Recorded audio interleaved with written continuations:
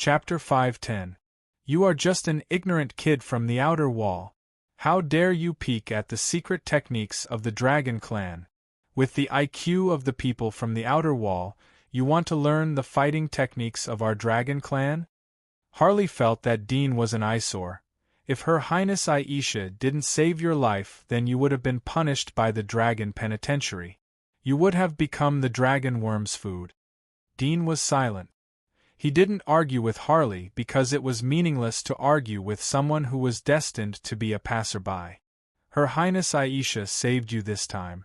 You can be spared from death, but you can't be spared from punishment. Harley coldly looked down at Dean. I called you over to tell you that you will be a member of our Dragon Clan from now on.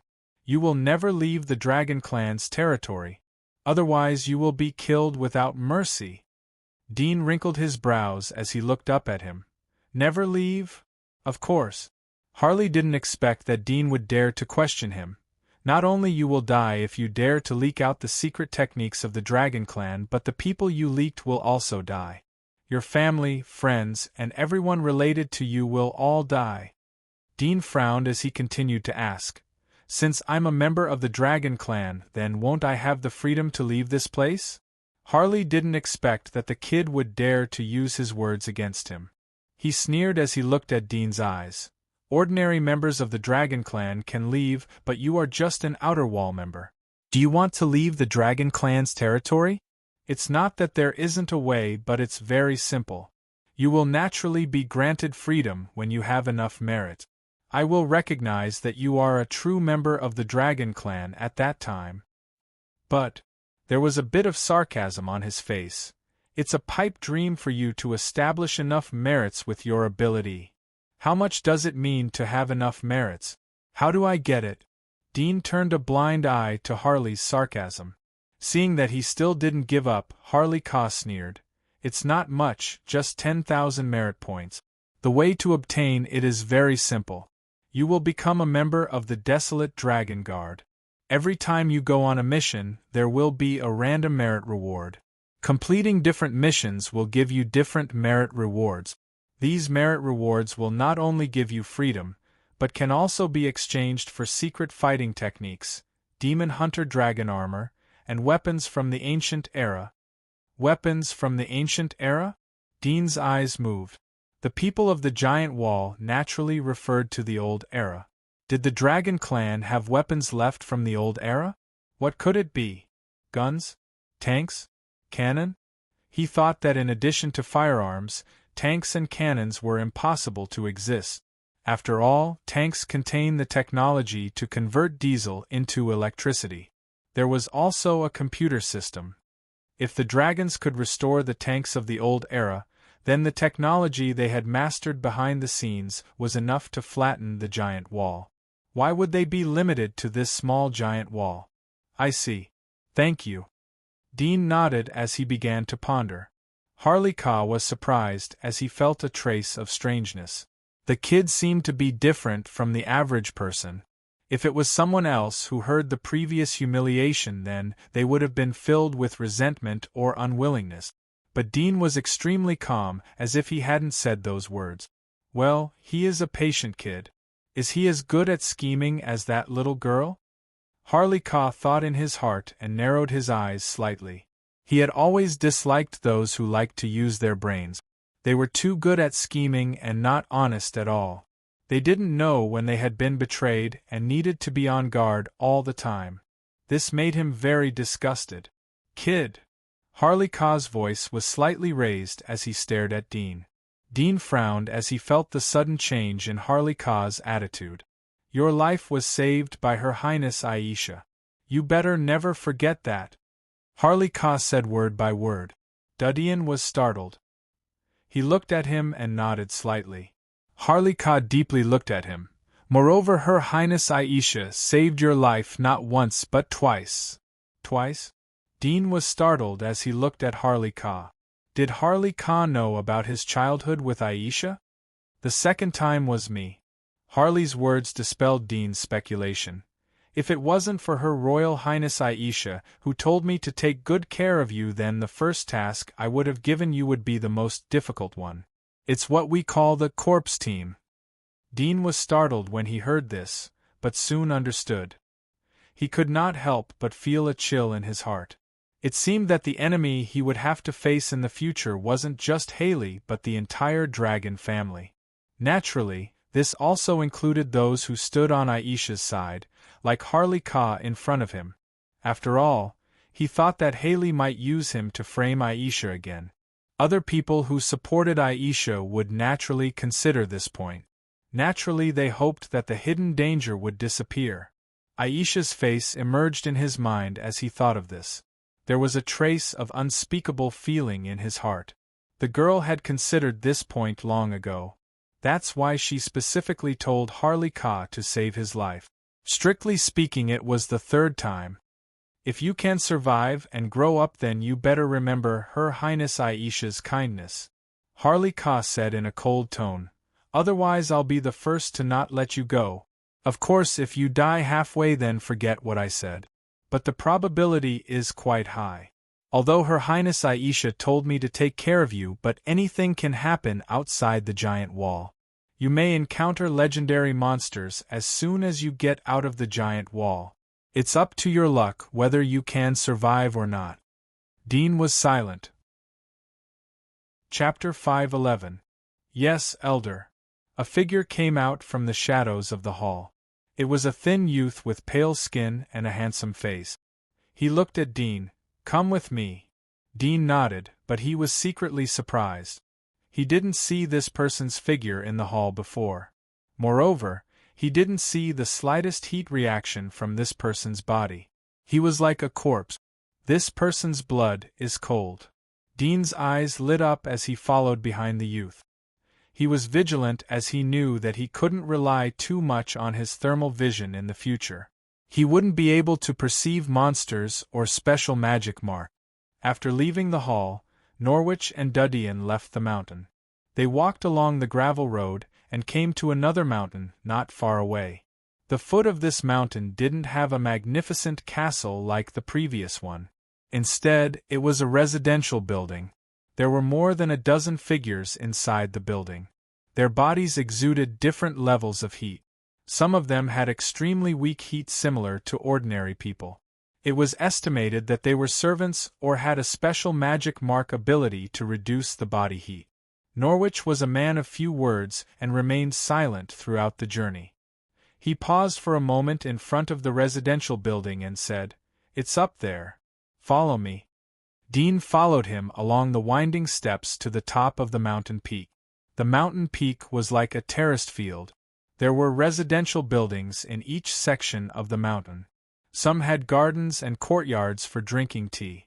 In the blink of an eye, they reached the middle section of the mountain peak. Norwich went to a residential building and stood outside the guardrail. He called out to the house inside, "Ian." Dean stood behind him. He saw 5 figures in the residential building. One of them was very strong. It was as hot as Cyrus. 3 of them were similar in heat but slightly inferior. The last one was the weakest. It was similar to Francis from the monastery. The figures didn't respond to Norwich's words. They were still sitting or standing in the same position as before. With a creak, the door suddenly opened. A youth with wheat-colored hair opened the door. He had an indifferent expression, but there was a gloomy look in his eyes. Dean's heart turned cold. It was another person who was good at disguising magic marks. Ian frowned as he saw Norwich and Dean. "What's the matter?" Norwich smiled. "Your team is currently missing a member. His name is Dean. He is a new member of your team." Ian had expected Dudian's arrival. He looked up and down at Dudian. What did this person do before? Dragon attendant? From the looks of it, he seems quite weak. Norwich smiled. Dean is currently a senior hunter. He will be given resources to become a primary limitless hunter before the start of your next mission in half a month. He will be able to cooperate with your actions. A senior hunter? Ian's eyes widened. What did you say? Just a senior hunter? A tall and sturdy man with dark skin rushed out of the room. He looked a bit like a black man from the olden era. He stared at him with his large eyes that were clearly white and said, "Did you make a mistake? A few days ago we just lost a rookie and today we brought another one. What do you think our 7th squad is? A squad that specializes in collecting trash?" Norwich maintained his smile. "This is the will of the elder. You." The burly man stared at him. Norwich smiled and said, "Ian, I'll leave him to you. Also, the elder said that since you have 2 newbies this time, it's very likely that you will be sent to the Orange Wasteland for the next mission. So, don't complain." Norwich waved his hand and turned around to leave. Ian and the black man froze for a moment after hearing Norwich's words, but they were relieved. Their eyes fell on Dean's body and they sighed. They felt a trace of helplessness. "You, Dean. Come in and introduce yourself to everyone." Ian waved to Dean.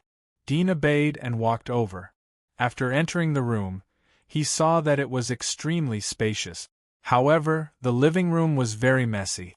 The floor was full of discarded fruit peels, overturned pastries and other things. The light in the room was poor and the air smelled bad. It was far from the fresh air outside. He had previously seen several people sitting on the sofa in the living room with their feet on the table. Their expressions were lazy and gloomy. Dean often saw this kind of gloomy expression on hunters. This was the temperament that people who had been fighting on the edge of life and death for a long time would naturally develop. However, the people in front of him were more obvious and gloomier. "Let me introduce you to the new member. His name is Dean."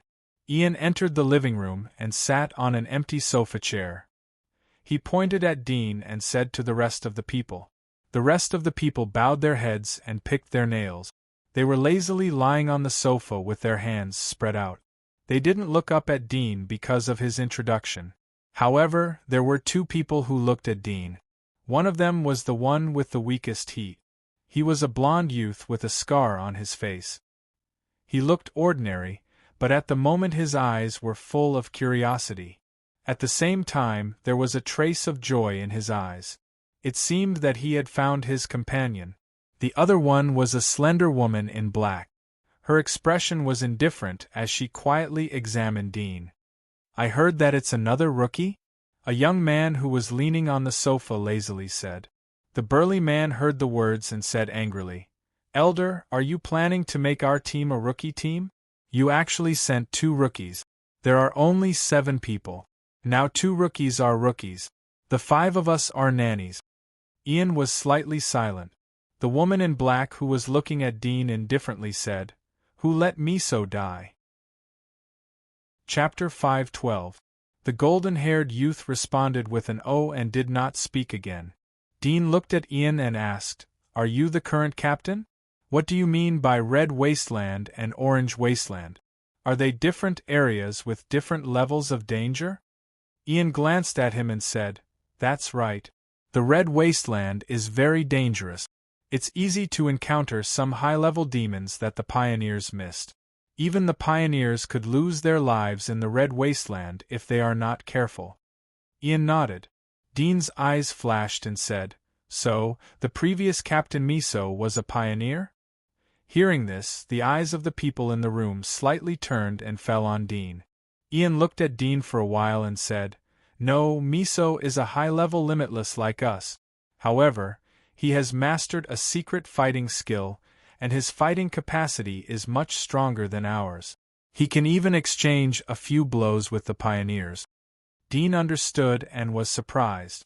He didn't expect the secret fighting technique of the Dragon Clan to be so strong.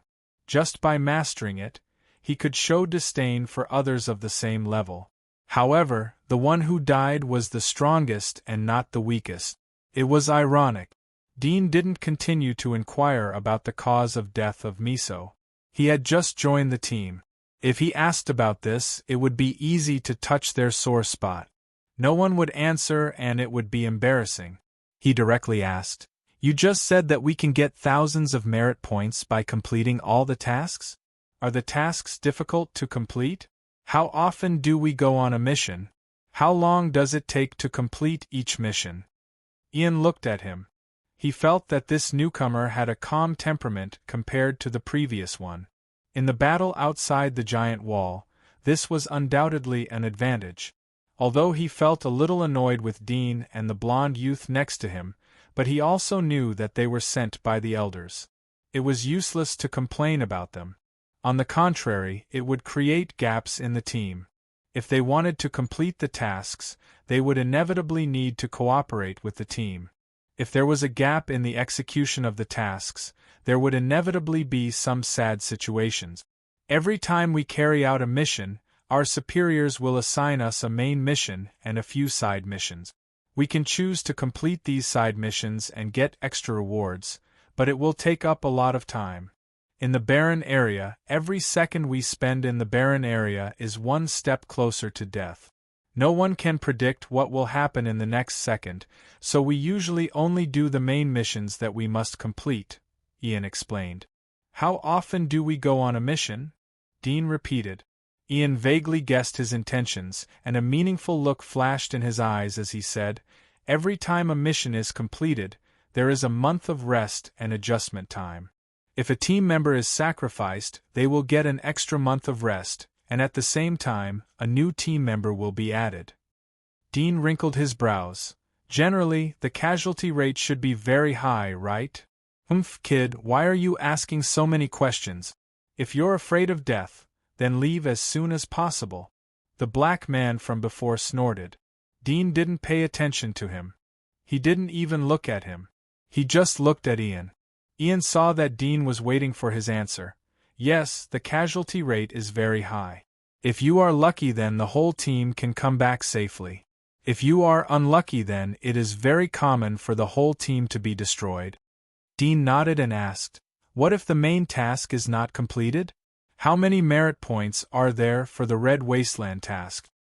"If the task is not completed, then the same amount of merit points will be deducted. If your merit points become -3,000, then your status as a Dragon Guard will be cancelled and you will be sent to the Dragon Guard team in the Wasteland." Ian looked at him and said, "The reward for the main mission in the Red Wasteland usually ranges from 3,000 to 5,000 merit points. If you complete all the additional missions, you can even get tens of thousands of merit points at once. But that is impossible. No one would do the additional missions when they are in the Red Wasteland. That would be suicide." Ian looked at Ian and said, "Dragon Guard?" Dean was surprised.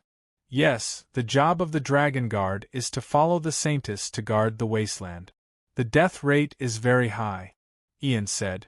"It is said that in the past 200 years, since the establishment of the Dragon family, there were no more than 3 Dragon Guards who were able to live until retirement." Dean understood that Ian was a dead man. "If we want to carry out the Red Wasteland task, then we can only be sent by the higher-up. Can't we choose by ourselves?" Dean asked. "Of course." Ian shrugged. "How can we have the right to choose?" Dean nodded. He had the same feeling in his heart, but he didn't show it. He secretly calculated.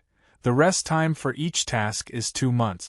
If we carry out the Orange Wasteland task, then it will take at least 2 years to accumulate tens of thousands of merit points and get the right to act freely.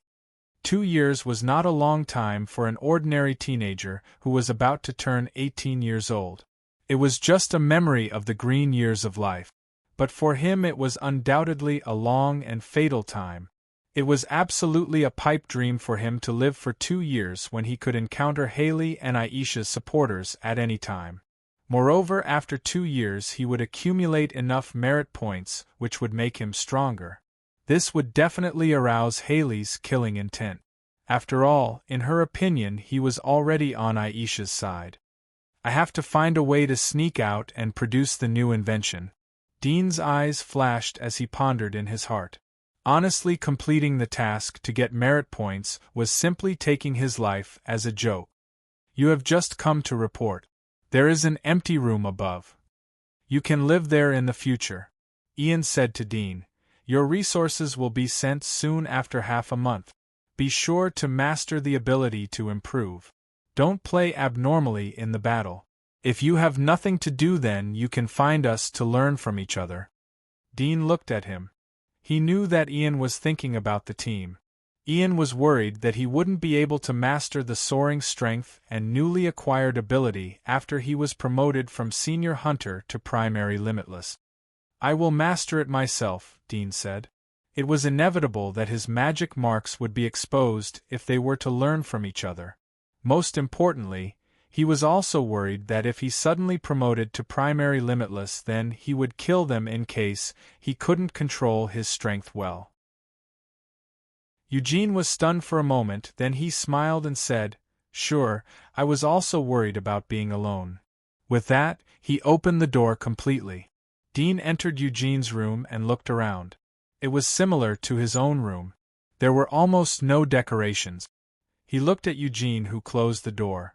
"I heard that you are a newcomer. You should have just become a primary frontiersman, right?" Eugene went back to the bed and sat down. "Yeah, I was sent here as a primary frontiersman. Am I unlucky?" Dean smiled. "Are you nervous?" "It's all right." Eugene shrugged. "You only have one life anyway.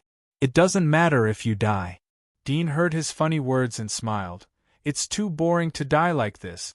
We have to live well." "That's true." Eugene smiled. Dean took out 2 bottles of God's marrows and a syringe from his arms. "These are the resources that were sent to me today. I have estimated that there are more. I hope this can help you improve your strength." "For me?" Eugene looked at him in surprise. Then, his eyes flashed as if he had thought of something, and a hint of realization appeared in his eyes. Dean pretended to be embarrassed and scratched his head. "I'm also a newcomer. You have heard that I'm more unlucky than you. I was caught when I was a senior hunter. In half a month we will have to go on a mission. It will be very dangerous. The others are too strong. They may not take care of us during the mission. Once I break through to primary frontiersman, our physiques will be the same. If we fall behind, we can take care of each other." Eugene knew that the newcomer wanted to build a relationship with him so that he wouldn't die during the mission. Dean laughed. "We will be teammates in the future, so we should take care of each other. I can't accept this thing. I'll treat it as a friend. Since you regard me as a friend, you should accept the things. Otherwise, I will feel sorry." Dean enthusiastically stuffed the things into his hand. Eugene didn't refuse. After all, it was just 2 bottles of God's marrow. It wouldn't improve his strength by much. However, he understood Dean's approach. After all, God's marrows were very precious for a senior hunter. Only 1 or 2 bottles of God's marrows were enough to make a senior hunter's physique soar. Therefore, Dean thought that these 2 bottles of God's marrows would improve his physique. That's why Dean only took out 2 bottles to please him. Eugene didn't explain anything as he put the God's marrow on the table. "I'll accept it. We will take care of each other in the future mission." Dean nodded and looked at the God's marrow on the table. "You should absorb it now. I heard that the longer you keep it, the lower the effectiveness." "I'll use it before going to bed." Eugene laughed. Dean didn't continue to persuade Eugene to avoid being exposed. He chatted with him for a while and tried to get more information out of him. After chatting for a while, he found an excuse to leave. Dean's pupils shrank as he left the room. The world entered into a thermal vision. He turned around and left without looking back, but he was observing Eugene in the room through the thermal vision. He saw Eugene sit back on the bed. Eugene reached out to the table and picked up the God's marrow. It seemed that Eugene was sizing up the God's marrow. But the next moment, Dean was slightly startled. Eugene looked at the God's marrow for a moment. He put the God's marrow back and put it into the drawer of the table. "He didn't use it?" Dean frowned. It seemed that Eugene wasn't as simple and easygoing as he seemed. Eugene was on guard against him as he was worried that Dean would play tricks in the God's marrow. Dean was speechless. He went back to the room and considered other methods to verify the information. 2 days passed in the blink of an eye. Chapter 5:14. He lost 2 bottles of God's marrows. Dean had to change his target. On the 3rd night, he went to the mountain under the guise of taking a walk. He relied on his thermal vision to find some small animals living in the mountain. He caught a little thing that looked like a pangolin and injected the divine marrow he had prepared in advance into this little thing's body. He didn't use these animals for the test because he considered the characteristics of the god's marrows. It might not be perfectly reflected in animals. After all, the structure of the human body was different from that of animals. God's marrows were similar to drugs, so there would be some special reactions due to these differences. It was impossible to verify whether the reactions came from the differences between humans and animals or from the god's marrows. After the injection, Dean picked up the little thing and prepared to take it back to his residence for further observation. Who would have thought that as soon as he picked up the little thing, it would suddenly struggle violently? The scales all over its body were faintly blood-red, and its tiny eyes were also slightly red. Its eyeballs were bloodshot, as if it had suddenly turned from a docile animal into a bloodthirsty monster. Dean was startled as he didn't expect the effect to be so fast. He immediately put the little thing down. Hiss! As soon as the little thing landed on the ground, it turned around and rushed towards Dean. Dean's figure flashed as he dodged the little thing's attack. He was about to reach out his hand to stop it. Suddenly, its body that was pouncing forward stiffened and stopped. It fell to the ground in pain, its claws desperately clawing at the ground. It didn't last for 7 or 8 seconds before its body stopped moving. A lot of blood flowed out of its bloodshot eyes, mouth, ears and other parts. It was dead. Dean was startled as his face turned gloomy. Considering the fierce effect of the god's marrows, he deliberately took out a drop and diluted it with water before injecting it. The effect of the marrows shouldn't be so strong that it would kill the little thing. This thing is poisonous. Dean felt a layer of goosebumps on his skin. He was just testing the waters. He even felt sorry for the 2 bottles of God's marrows that he had lost to Eugene. But he didn't expect that there was a problem with the marrows. Of course, there was a very small possibility that the little thing's body structure wasn't suitable to bear even a drop of God's marrows. Dean's face was gloomy and uncertain. He stared at the bleeding little thing on the ground. After a moment, he bent down to dig a hole in the ground and buried the little thing in it. After covering it with soil, he turned around and left. His expression returned to normal after he returned to his residence. But his heart was gloomy. If it was poisonous, it meant that the people in the Dragon Clan who wanted to harm him couldn't wait any longer. It was very dangerous to be a member of the Dragon Clan. He could die at any time outside the giant wall. But it was just a possibility. But the Dragon Clan wanted to increase the probability of this possibility to a necessity.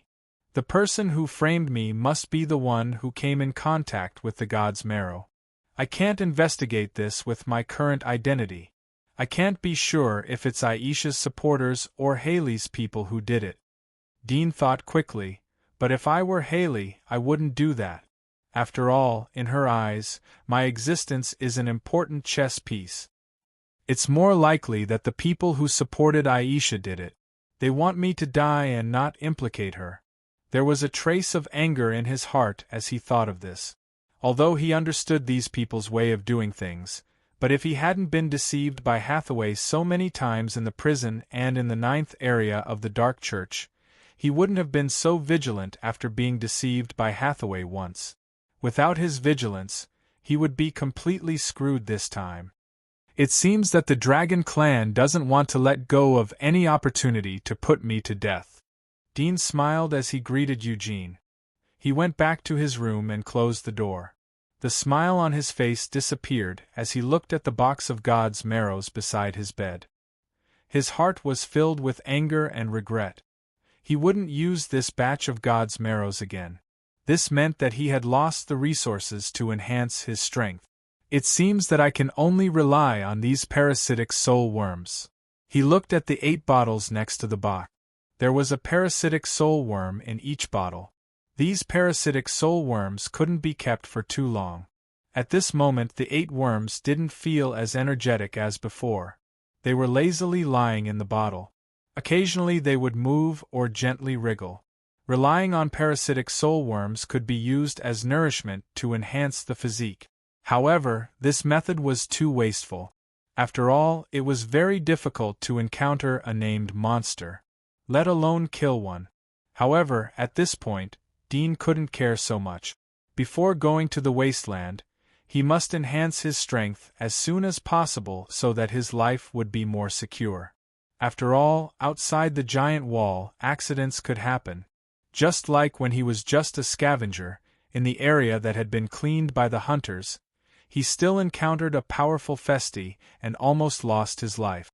The probability of this kind of thing happening in the wasteland should be higher. Thinking of this, Dean came to the bed and picked up the weakest parasitic soul worm. He recognized that it was a parasitic soul worm that was named by the bloodthirster. If he used it as his magic mark, he would get the ability to control the blood and would be immune to certain toxins. Linda, who had died in his hands, had a similar magic mark. Dean took it out and put it into the syringe.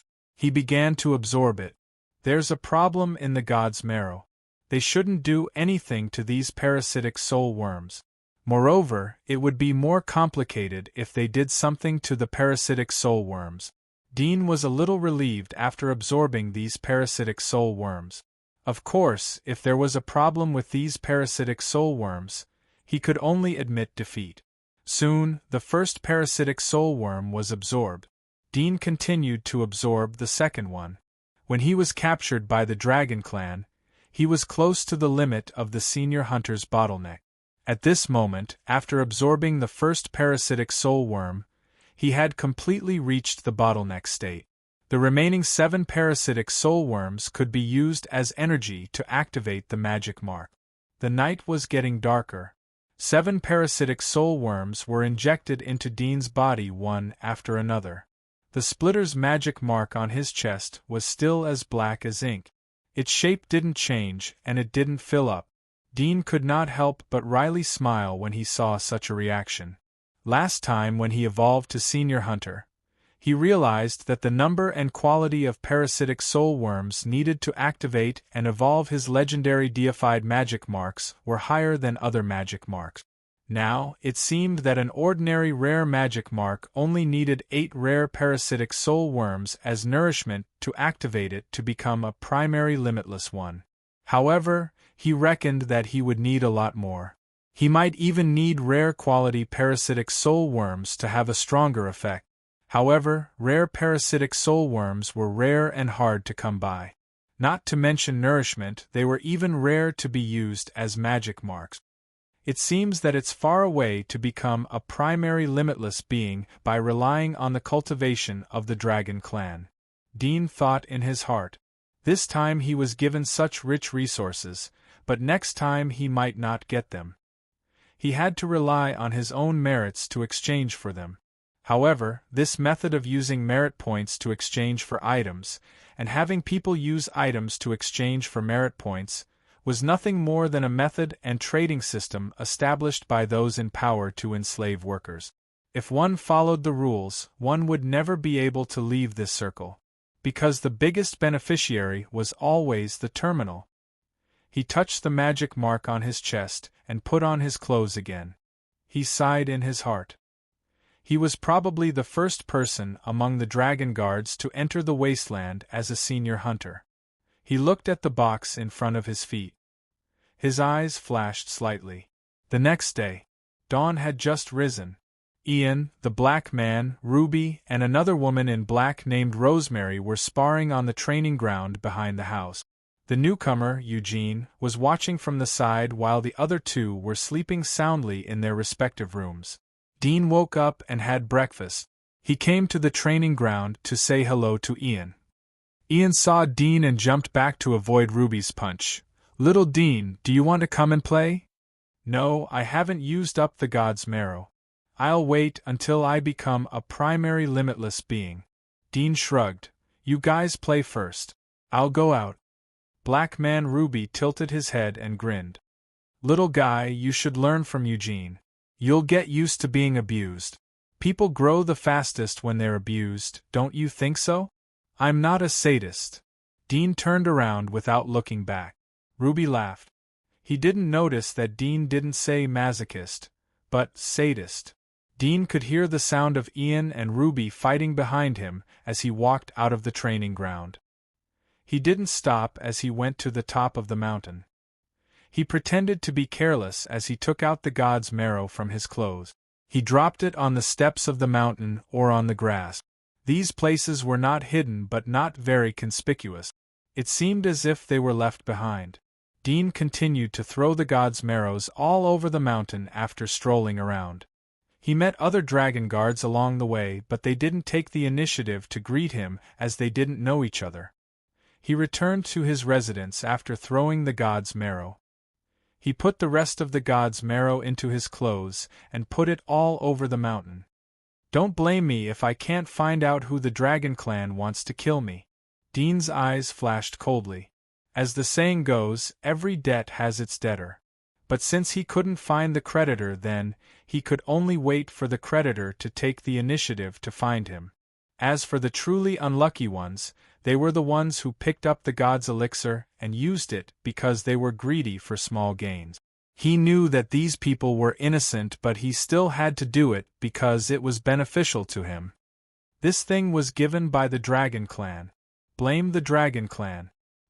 His expression was calm as he leisurely returned to the training field. At this moment, the field was already filled with Eugene sparring with the woman in black named Rosemary. The woman's expression was cold and her movements were direct and efficient. Eugene was so tired that he was sweating profusely, as if he was in the heat of summer. However, Rosemary was like an iceberg, not a single drop of sweat could be seen on her body. Dean sat on the sidelines and looked at the battle. As the saying goes, the onlooker sees more clearly. Very soon, he saw the difference between the two of them. Eugene's movements were too big during the battle, which resulted in a waste of energy. Rosemary, on the other hand, was calm. Her attacks were straightforward and direct, without the slightest bit of sloppiness. The difference between her and Eugene was like heaven and earth. When people looked at her, they would feel that Eugene was very stupid. Dean knew that Eugene wouldn't have such a feeling if he only watched Eugene's battle. On the contrary, he would feel that Eugene's posture was a sharp deterrent. But Rosemary's contrast made him feel that Eugene was stupid. This gave him a hint of insight. It wasn't that he had to be straightforward in battle, this was a principle that he had long understood, but that he had to understand the contrast and contrast.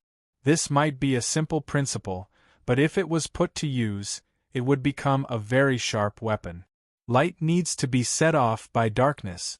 Darkness also needs to be set off by light. Dean's eyes lit up as he thought of the Holy Church and the dark church in the outer wall.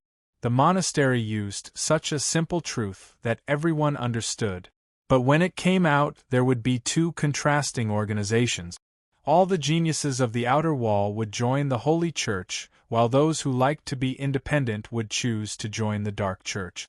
But no matter what, the mastermind behind all this was the Pope alone, as well as the monastery behind him. What are you thinking about? Ian sat down with a glass of water. Dean recovered and smiled. I feel that they are very powerful. Really? Ian looked at the two of them and said with a smile, You're talking about Mary, right? She's just playing. I asked her to practice with Eugene. After you absorb all the god's marrow in a few days, you can come and practice as well. Otherwise, your body's reaction won't match your mind's reaction. Dean nodded. Days passed by. Ian was getting more and more puzzled. On the 5th day, he finally heard the news from Ian.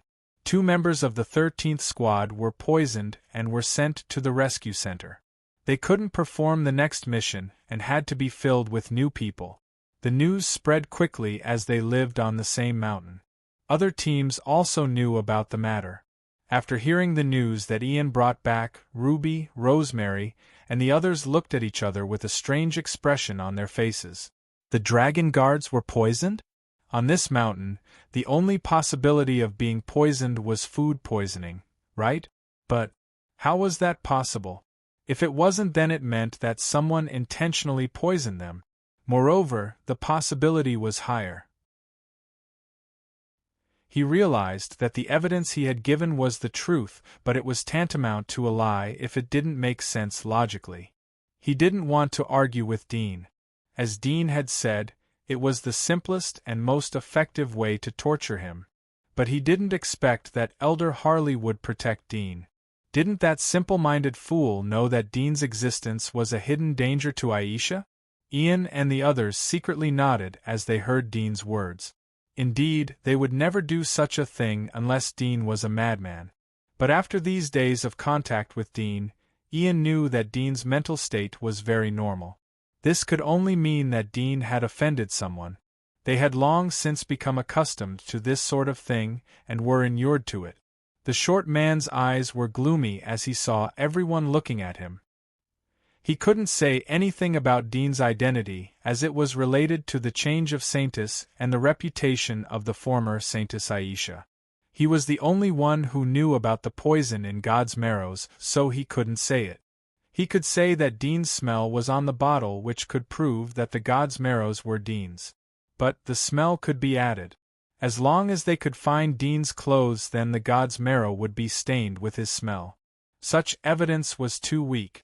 Suddenly, he thought of something and his eyes lit up. He stared at Dean and sneered. Evidence? Do you still have the God's marrow? Can you take it out? Dean shrugged. I've absorbed it. The short and strong man was waiting for this sentence. He sneered and said, Finished absorbing? In other words, you have evolved into a primary limitless? Dean understood his intention. He calmed down and said, Yes. Chapter 5:17. Norwich glanced at him, smiled and said, You can ask your captain about this. He handed the scroll to Ian.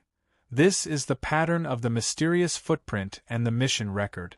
As for the rest of the rules, I don't need to tell you in detail. No. Ian took the scroll and watched Norwich leave. He bowed his head and opened the scroll. Ruby, Eugene, and Luna immediately looked at the scroll. On the scroll, there was a three-clawed footprint in the shape of a Y. The first two slender footprints branched off, while the last one was a slightly shorter one. Below the footprints there was an extremely detailed drawing of the wasteland ruins, and the footprints were deeply embedded in the ground. Next to the footprints was a measuring line. The two front claws were 7 centimeters long and the back claws were 3 centimeters long. The total length was 1 meters. It was equivalent to half the body length of an ordinary person. The width was 6 centimeters and the depth of the footprint was 3 centimeters. These data showed a lot of information about the monster. Martin, what kind of monster do you think it is? Ian asked Martin, who was next to him. Martin stared at the pattern on the scroll. I have never seen it before, but from the shape of the claws, it should be a crawling monster. Most of the crawling monsters are cold-blooded monsters. They like to stay in sticky and wet places. Eugene was curious. Why is it a crawling monster? Aren't there a lot of monsters with claws like this? Martin glanced at him and frowned slightly. He was a little impatient with these ignorant newbies, but now that the mission was imminent, he couldn't be bothered to argue with him. He coldly said, This can be observed from the height of the footsteps. If it's not a crawling monster, then it should be an upright monster. Based on the size of the footprints, its height and size should be very shocking, so the footprints left behind shouldn't be so shallow. Eugene came to a realization and kept nodding. Ian stared at the footprints for a while. He put away the scroll and said to everyone, Well, if you have anything to say, then we will talk on the way. Time is pressing. Go change your equipment and get ready to go. Remember to bring supplies. If we find the mysterious footprints, then we may be able to complete the additional mission. But it will take a lot of time. We must not cut off our supplies. Yes. Everyone obeyed. After returning to their rooms, they put on the equipment they had prepared beforehand. Dean and Eugene received the basic standard equipment of the Dragon Guards. It was a set of dark armor. The material was like metal but also like plastic. It firmly wrapped the body. The collar, wrists, knees and other places of the armor were embedded with glittering crystals. Dean had seen this crystal from Hathaway's wrist. It was a meteorite that could isolate the high-intensity radiation outside the wall. In addition to the basic armor, both of them also had basic weapons. Dean reported his occupation as an archer and received a bow. The bow's entire body was flowing silver, its lines extremely beautiful, but the two ends of the bow were very sharp, like two strange teeth, and the bowstring was dark red, like a full blood vessel. The pulling force was extremely strong, and even with his strength, he needed 60 to 70% of his strength to pull the bow to its full circle. Although it was a basic weapon, it was considered an extremely powerful divine weapon for the dragon guards. After putting on the equipment, the rest was the supplies. It was a very sturdy black bag. The material was like glue, waterproof and thermal insulation. It was filled with 12 food boxes and 2 bottles of purified water. Dean estimated that the supplies were enough for a primary limitless to eat and drink for 12 days. If he was frugal, then it would be enough for half a month. He didn't care too much about the food. After all, he had spent 3 years of scavenger training. He knew how to find food and water outside the giant wall. Hunters and dragon guards wouldn't waste time to learn this knowledge. Instead of wasting time learning how to survive, it was better to spend the time learning how to fight. They could increase their strength and finish the task faster. As for survival, no matter how much they struggled, once they encountered a powerful monster it would be a dead end. Soon, everyone was fully equipped. Dean soon saw Ruby in the team. He was carrying a huge bag full of water and food. The amount of food he carried was much more than their standard amount. The amount of food in this bag was comparable to the total amount of food carried by the other 6 people. Dean understood Ian's intention. Carrying too much food outside the giant wall would slow down their movement speed. But they weren't acting alone. They were a team. Therefore, Ruby's main responsibility in the early stage was to take care of the food. The fighting could be handed over to the others. This was the efficiency of the team. When it was time to set off, everyone had one last meal before leaving the Dragon Clan. Ian led the team to ride the dragon horse that was specially trained by the Dragon Clan. They went to the passage outside the giant wall. "Captain, how long are we going to go? When will we come back?" Eugene asked Ian. Ian said, "The reward for the main mission this time is quite high. It's 700. You can come back when you finish the mission. Otherwise, we will deduct 700 merit points. If we split it evenly among everyone, we will deduct 100 merit points. 100 merit points isn't much. We are going to perform such a dangerous task and only get so little merit points. The higher-ups are too stingy," Eugene complained. Ian looked at him. 100 merit points is not bad. We can exchange a lot of things with it. Eugene looked at the strange-looking saber on his waist and asked curiously, "Like this saber of yours?" Ian smiled faintly and said, "This blood drinker is worth more than 100 merit points. This weapon was forged from the front teeth of a level 52-foot flat-toothed beast. When I exchanged for it, I spent 850 merit points." "So much?"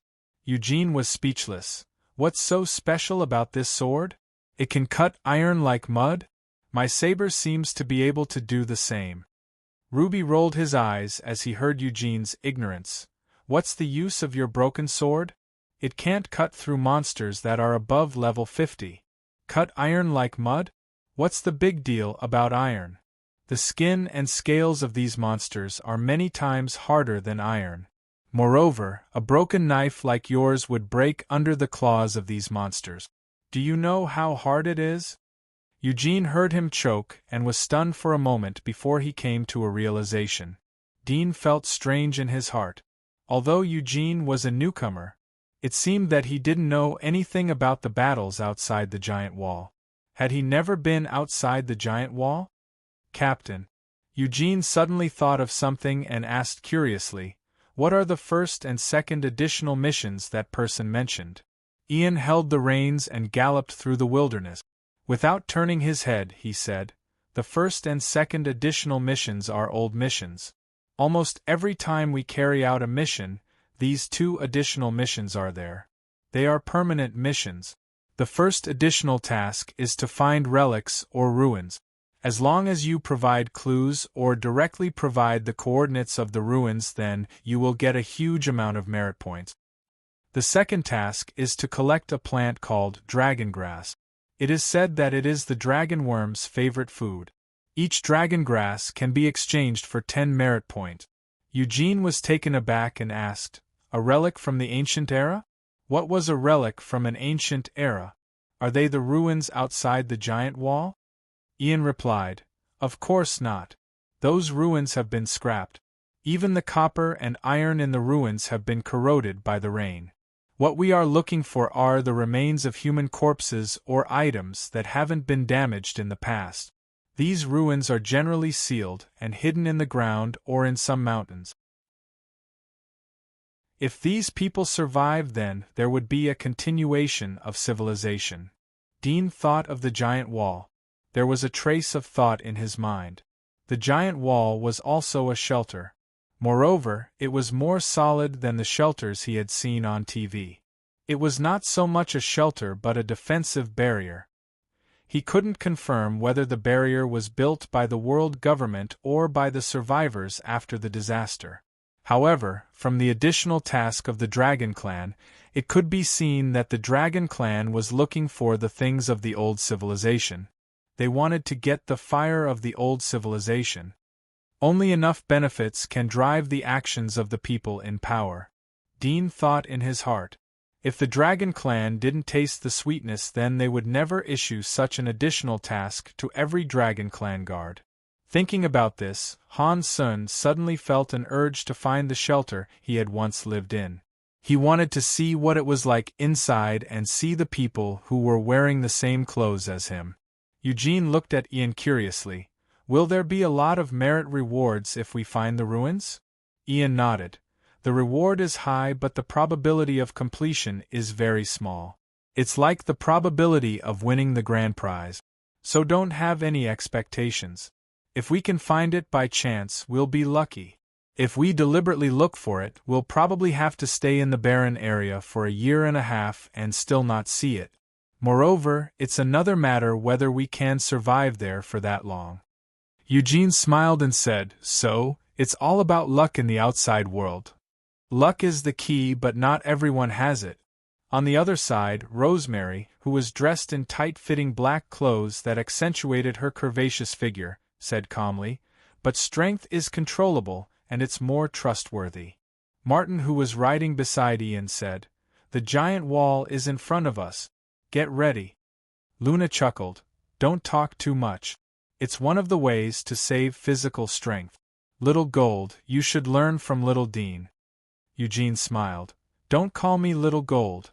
It's weird. But I like gold.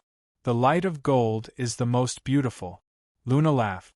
Eugene's eyes lit up as he heard Luna's words. Luna looked at him with a smile. "If you can come back alive this time, this sister will accompany you to play." Hearing this, Eugene was slightly excited and said, "Just because of this, I will definitely be able to survive."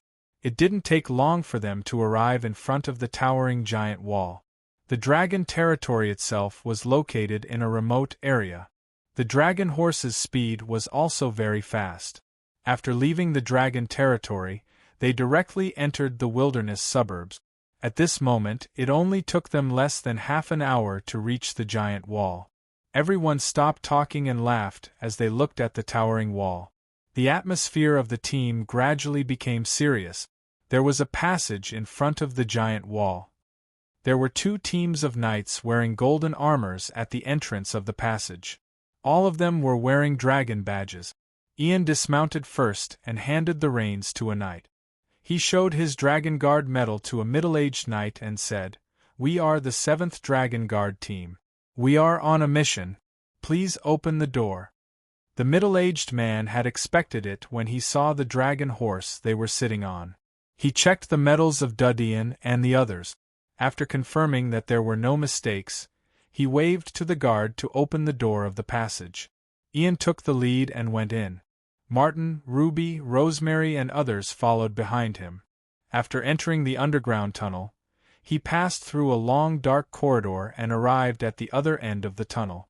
As the door was pushed open, Dudian was surprised to find that there were dragon guards stationed at the entrance of the passage. But there were only 4 of them. Their armor was smeared with plant slurry for simple camouflage.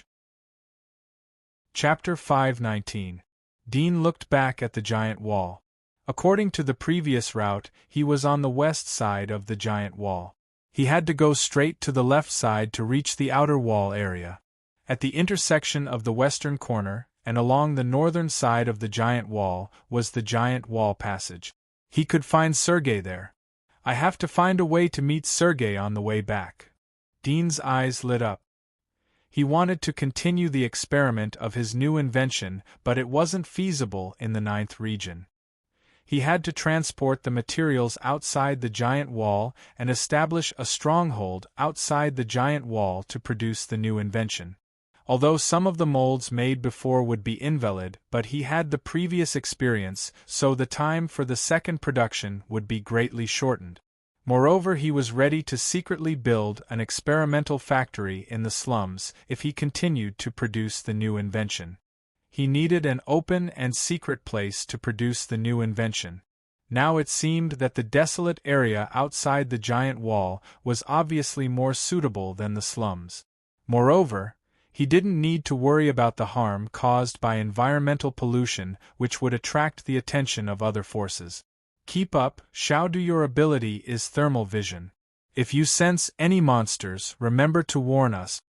Ian and Martin walked in front of the team with dignified expressions. From the moment they entered the giant wall, it meant that they were completely isolated from the safe environment. They could encounter danger at any time. Even if they were so close to the giant wall, they could still encounter extremely powerful monsters. Dean nodded as he came to the middle of the team. His pupils contracted as he observed the surroundings with thermal vision. During the 15-day preparation period, the members of the team exchanged their abilities. After all, everyone needed to cooperate with each other and perform their respective duties outside the giant wall to carry out the task. Dean's ability was thermal vision, so Ian positioned him as the auxiliary perceptor of the team. Eugene, who could toughen his skin, was in the role of combat and defense. Others were given different tasks according to their abilities. There is a monster at 3 o'clock direction 4 miles ahead. There are 4 monsters at 3 o'clock direction. They seem to be sickle zombies. Dean reported the situation to the team. Ian asked in a low voice, "What is their general strength?" "Hunting level 20 to 25, Dudian said. "Eugene, go and kill them," Ian ordered. Eugene was surprised. "Why?" Ian looked at him. "What do you mean, why?" Eugene scratched his head as he saw everyone looking at him. "Aren't you stronger than me? Why should I go alone?" What if Dean's perception is wrong? It's easy to deviate from judging the monster's physique by heat alone. "Just go." Martin, who had a cold temper, snorted. "If there's anything wrong with your perception, we'll support you immediately." But Eugene was reluctant. Ian frowned and said patiently, "Eugene, we need to conserve our strength before we enter the third orange wasteland. You newbies can practice with some small monsters. If you're worried, you can go with Du." Ian frowned and said patiently, "Eugene, we need to conserve our strength before we enter the third orange wasteland." Hearing his words, Eugene hesitated for a moment, but in the end, he sighed and rushed over with his sword. Dean didn't follow. As Ian said, he also needed to conserve his physical strength. After all, the only thing he could rely on outside the giant wall was his own strength. After a moment, when Dean and others kept up with the same speed, Eugene's battle was over. Eugene's sword was back to its sheath, stained with blood. There were several corpses lying on the ground. As Dean had perceived, all of them were undeads with sickle arms. One of the undeads had a slightly protruding horn on its forehead. It seemed to be a mutated sickle undead. Let's go. Ian didn't stop. He continued to move along the route. Eugene returned to the team and silently followed. There was silence along the way. Little Gold, I know what you are thinking. Luna leaned close to Eugene. You don't have to worry about anything. Newcomer's physical strength is specialized in clearing obstacles. We will protect you when you run out of physical strength. Eugene looked at her and smiled bitterly. I understand. Luna continued, we won't abandon anyone. Even from the point of view of benefits, we don't want to do so. There is a rule that every time we lose a member, 10% of the medal reward will be deducted. So you don't have to worry about anything. There is such a rule? Eugene was surprised. It seems that the higher-ups are very thoughtful. Of course. Even if they didn't think of it in the beginning, they would have thought of it after a few accidents. Luna chuckled. While the two were talking, Dean reported several locations where the monsters were hiding. Ian saw that the monsters in these locations were far away from their route. Their level wasn't high. All of them were level 30 or below. So he didn't ask Eugene to hunt them. Dean was observing the surrounding monsters while recording the route. Since the mission was dangerous, he naturally had to be prepared for the team to be annihilated. In case Ian and the others died, he would have to rely on himself to remember the route to return. As they gradually went deeper into the wilderness ruins, large sections of the city outline appeared in Dean's line of sight. Broken high-rise buildings, mosses and vines-covered supermarkets, broken asphalt roads, and crashed cars were scattered in the middle of the road. The street lights at the intersection had long been broken. They fell powerlessly on the street and were slowly eroded by dust and moss. There were footprints and puddles on the road. There were also black nuclei of snow. The melting speed of the black snow was relatively slow due to the cold wind. There were still thick layers of snow in many places.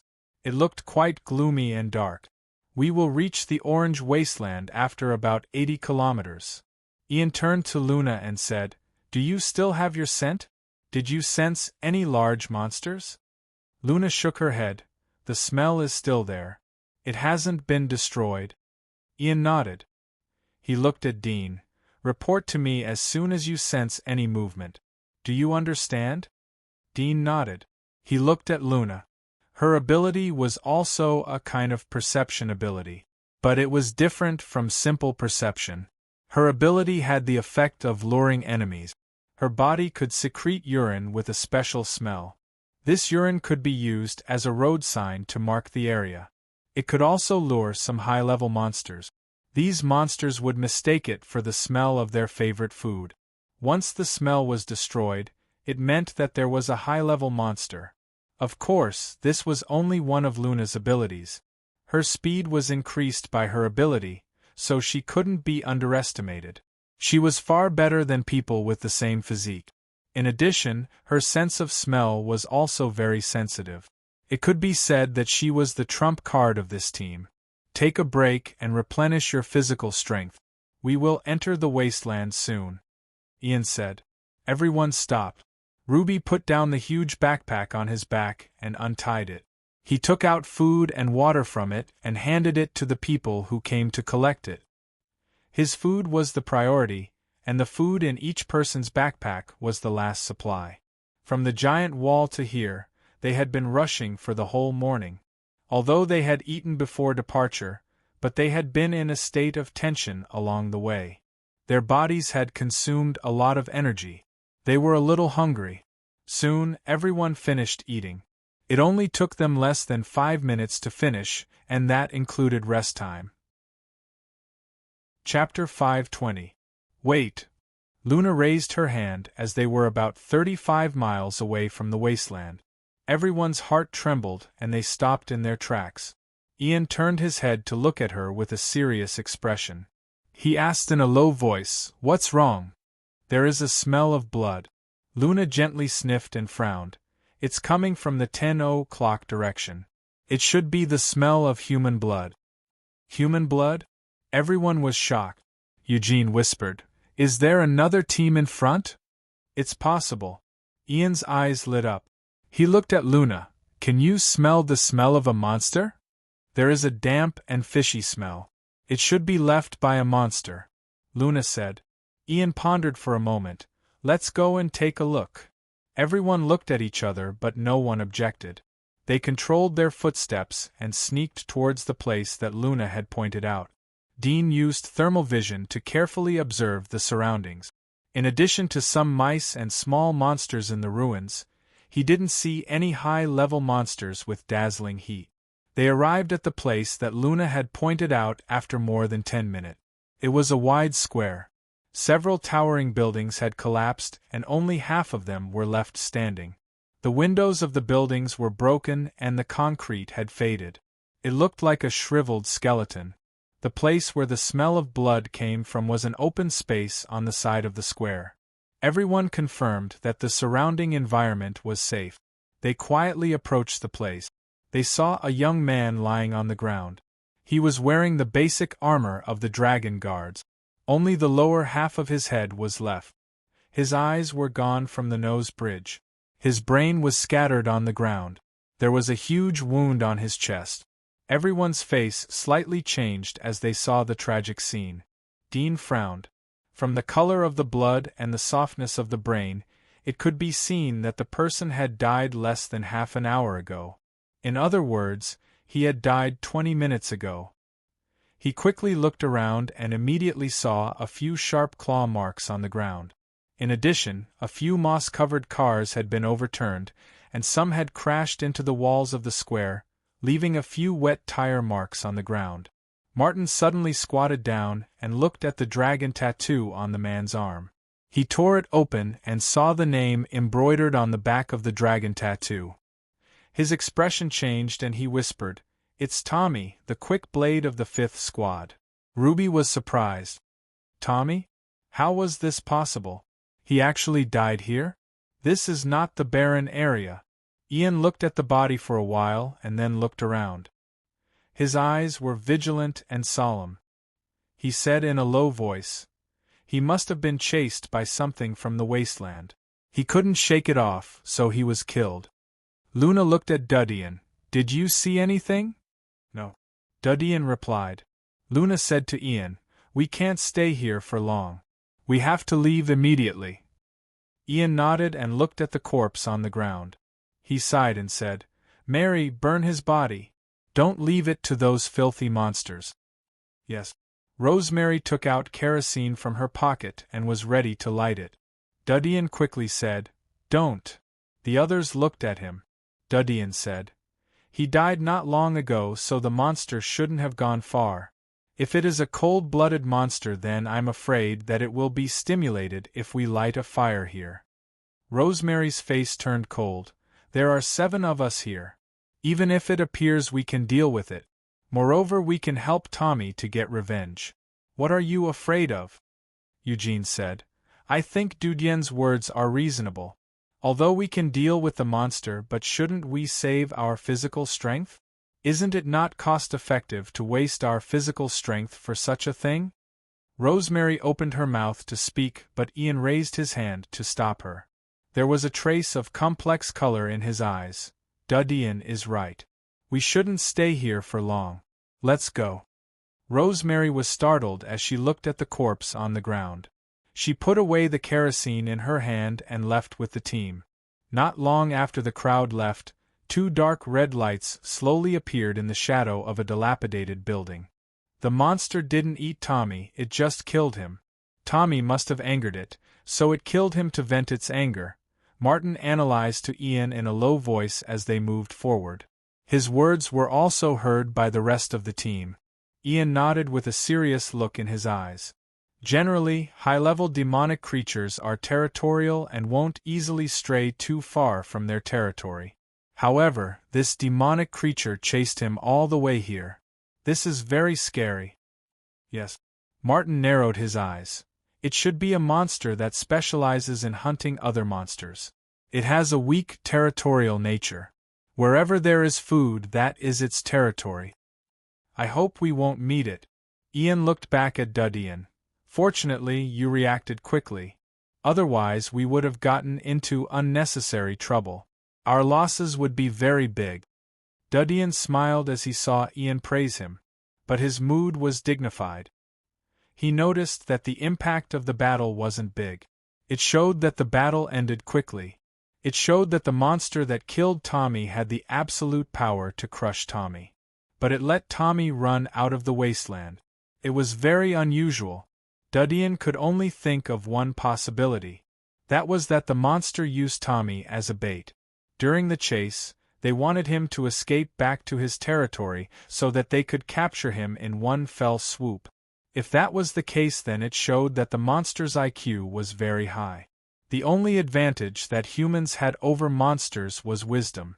If the monster's wisdom wasn't inferior to humans, then humans wouldn't have any capital to fight against monsters. It didn't take long for the team to reach the wasteland.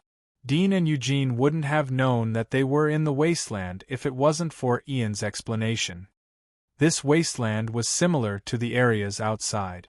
It was still a desolate ruin, but it looked more dilapidated. Other than that, there was no difference. There were no boundaries or signs on the ground. There is the smell of worm powder here. The higher the level of the monster, the more afraid they are of the smell of worm powder. Ian explained to Dean and Eugene. Dean had heard of the godworm powder before. He gently sniffed and smelled a strange smell floating in the air. At first, it was very stinky, but after a while, he felt that the stench slowly became fragrant. In the end, the more he smelled, the more comfortable he felt, as if the pores of his whole body were relaxing. Suddenly he felt some creeping movement and coldness from his left shoulder. It seemed that the ice blood was flowing gently in his left shoulder. Chapter 5:21.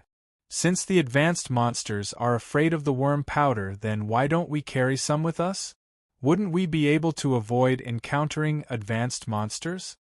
Eugene asked curiously. I'll tell you after we leave this place, Ian said in a dignified tone. Everyone get ready to move at full speed into the wasteland. Then he winked at Martin and the two of them took the lead.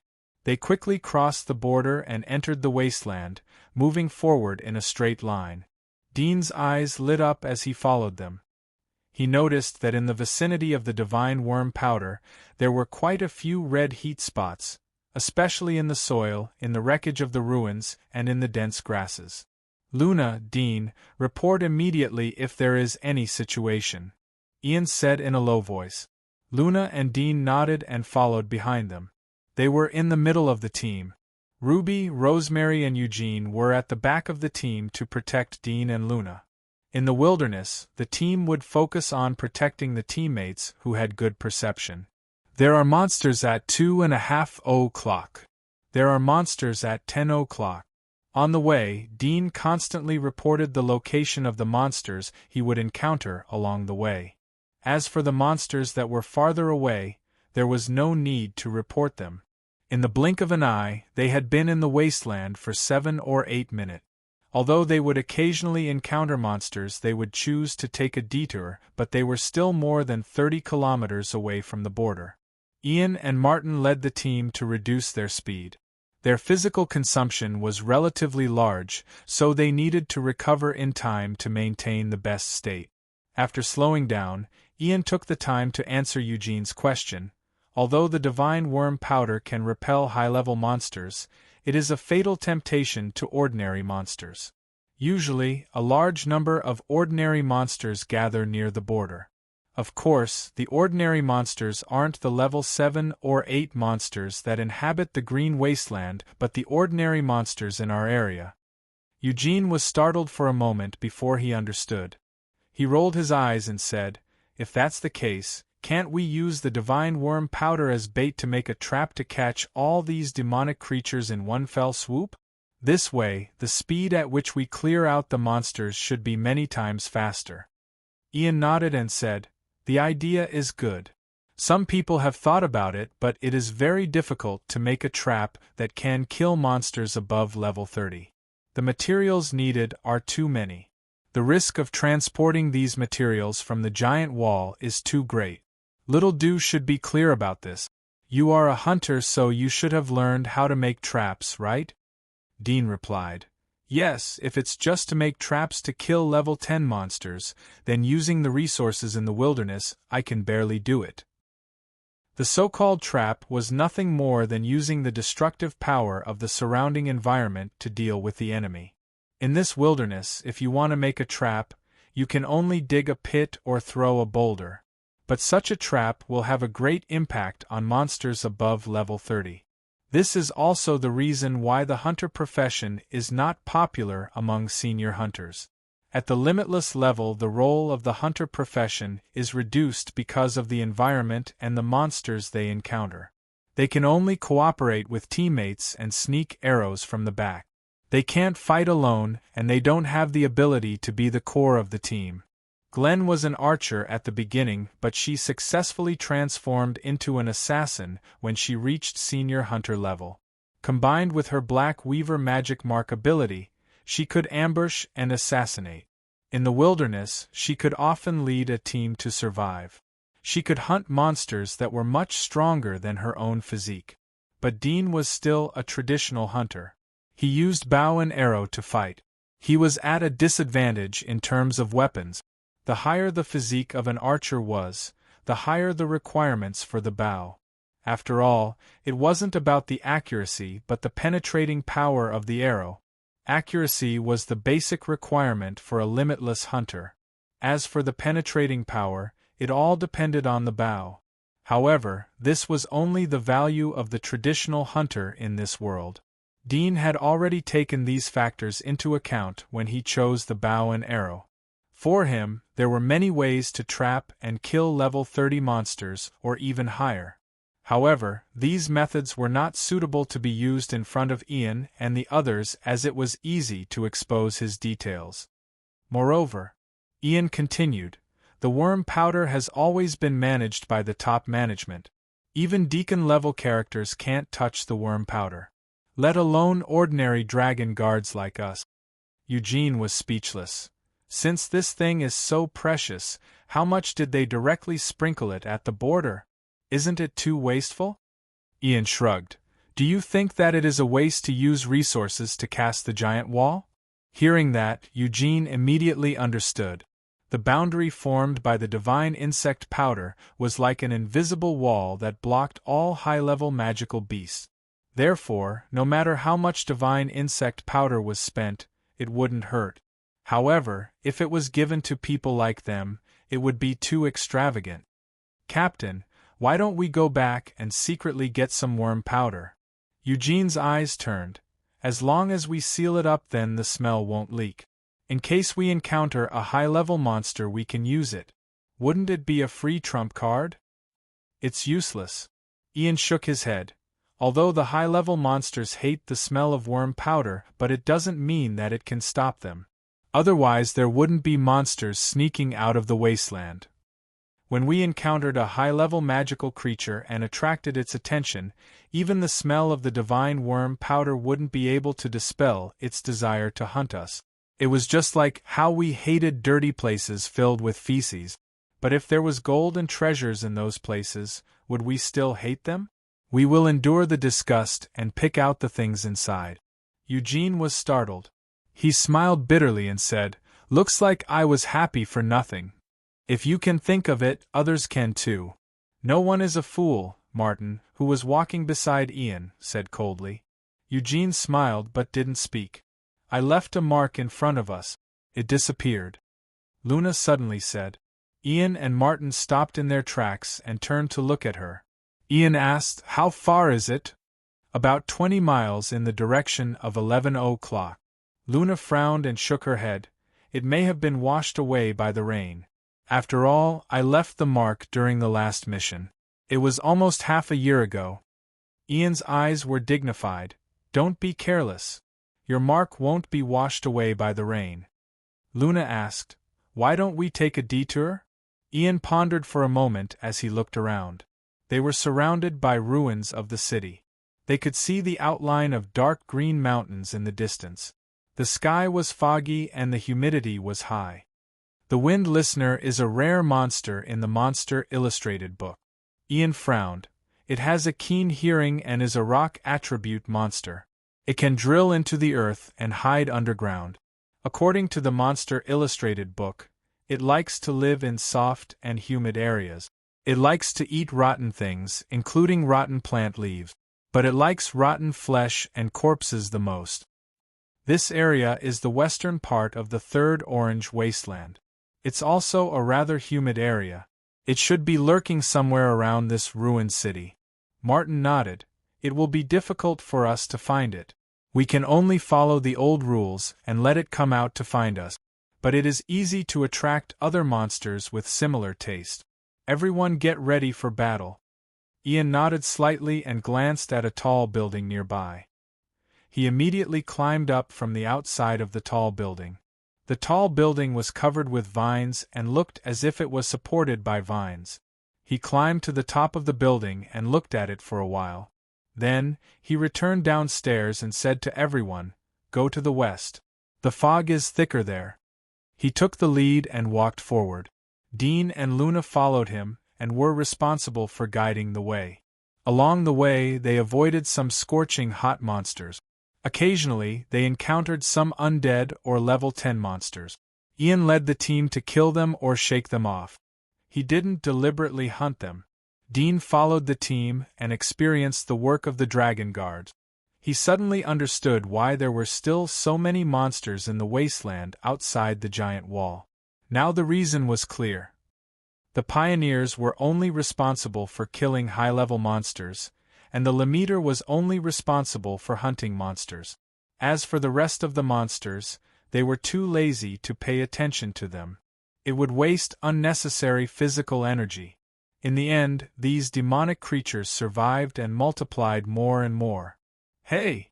When they passed the corner of the ruined street, they saw a monster pointed out by Dean. Ian was surprised when he saw its appearance. He turned and smiled. It is a rare monster in the growth period named cytoplasmic worm. Our luck is good. When they saw the monster, there was a trace of smile on their faces. A rare monster named parasitic soul worm could be exchanged for 200 medals. If it was a rare monster, it could be exchanged for 1,000 medals. Eugene, Dean, which one of you is going to kill it? Ian laughed. Hurry up. Don't let it run away. Eugene said excitedly, I'll go. Then he lifted his sword and rushed forward. This cytoplasmic being in its growth stage had a hunting level between 18 and 25. Its body was humanoid, but it had a few head-like sarcomas. Each sarcoma was covered with stinky mucus that oozed a pale yellow liquid like bile. Its sharp claws were uneven like tree branches, but they were very sharp. It stood crookedly, looking extremely terrifying. If it was a complete cytoplasmic worm, its hunting level would reach 57. It could easily kill a senior Lemmeter. But this one needed to go through 2 more transformations. Hiss! Seeing Eugene pounce, the cytoplasmic worm opened its mouth and roared. The center of its abdomen cracked open with sharp teeth. Its body suddenly shot out to meet Eugene. Eugene was agile and easily dodged the cytoplasm being's frontal attack. As he brushed past the cytoplasm being, he swung his sword backhandedly and cut the cytoplasm being's body. Yellow blood spurted out and splashed on the back of his armor. He lowered his body and quickly stopped. He turned around and stabbed the cytoplasmic worm's body. Then he shook his arm and widened the wound. He quickly pulled out his sword and kicked the cytoplasmic worm. The cytoplasmic worm lost balance and leaned forward. At the same time, he quickly caught up and cut the sarcomas on its body. Before coming to the barren area, he had done a lot of homework. He memorized the monster atlas. He knew that the cytoplasmic worm's fatal weakness was these sarcomas. They could give birth to small cytoplasmic worms. This was a monster that reproduced monogamously. The battle ended quickly. Eugene was a junior Lemmeter after all. He could fight a monster that was level 40. Although this named monster was stronger than ordinary monsters of the same level, Its overall combat ability was only around level 30. A difference of 10 levels meant a crushing defeat. After killing the cytoplasmic worm, Eugene took out a parasitic soul worm from its blood and put it in a bottle in his backpack. Chapter 522. The night was quiet. Ian arranged Ruby and Dean to be on duty so that the others could have a good rest and restore their physical strength in order to be in the best condition for tomorrow's battle. "Give me the signal immediately if you sense any monster approaching," Ruby said to Dean. Dean nodded slightly. Both of them sat at opposite ends of the basement. They were always paying attention to the movements outside. There was no bonfire in the dark basement as they didn't want the heat to attract the monsters. Eugene, Ian and others were tightly wrapped in clothes. They were leaning against the wall and sleeping. They were holding weapons in their hands. It seemed that they would wake up at any time and enter the battle. Dean maintained the thermal vision state. He was paying attention to the movements of the monsters outside. He was also paying attention to the physical state of Ian and others. He could see the blood flow in their bodies and the contraction of their hearts. "I have to find a way to leave the team and find Sergei after the mission is completed." Dean's eyes lit up as he secretly thought about the method. The night was long. From time to time low roars of beasts and roars of monsters echoed from the street above the basement. Every time there was a sound, Dean and Ruby's heart would tighten, and their whole body would tense up. They would relax a little after the sound disappeared. The night passed in the blink of an eye. Dawn shined from the direction of the vents into the basement. Ruby saw that the sky was bright, so he woke up Ian and others. They had breakfast and packed up their things. Luna and Dean checked the movements outside to confirm that there were no monsters nearby. They quietly climbed out of the basement and went to the street outside. "Let's go." Ian led the way. Everyone pulled out their weapons and followed behind him. He quietly walked along the street. Along the way, he saw some monster skeletons on the ground. In addition, he also encountered a pool of fresh blood. Dean recalled the roars of monsters he heard last night. He guessed that most of the blood was left from the battle at that time. On the quiet and desolate street, a few corpses were staggering. When they heard the footsteps of the crowd, they immediately turned their heads and looked over. Their numb faces were full of blood, and suddenly they showed a hideous expression. They roared and rushed over. "Xiao Du, you're in charge of cleaning up.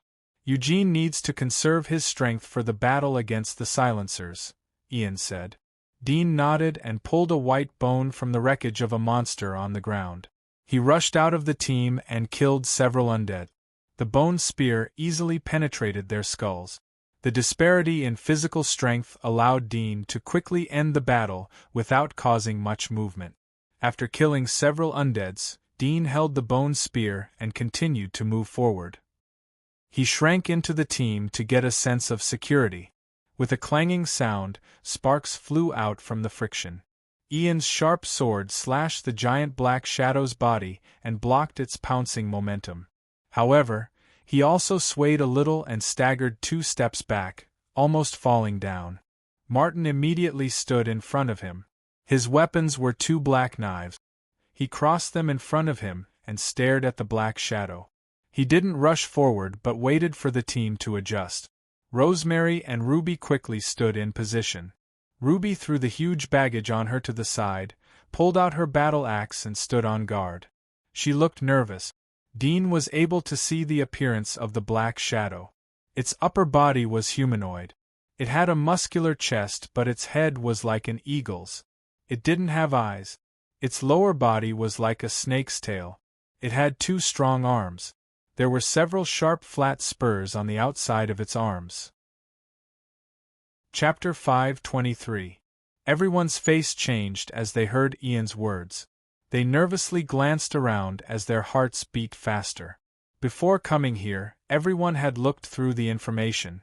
According to the records in the Magical Creature Atlas, the wind silencers were a type of regional magical creature. They liked to use their nests as their territory. There were some magical creatures following them, and there were also guardians with similar living habits. The corpse pecker in front of them was one of the guardians of the wind silencers. Pecker was also a monster that was given a name. Moreover, it was a rare monster like the silencer. Pecker and the silencer were at the same stage. The pecker was willing to be the guardian of the silencer mainly because of its living habits. The silencer would secrete a corrosive acid when it ate. It would make the prey rot quickly before eating. The corpse pecker was also a magical creature that loved to eat rotten meat.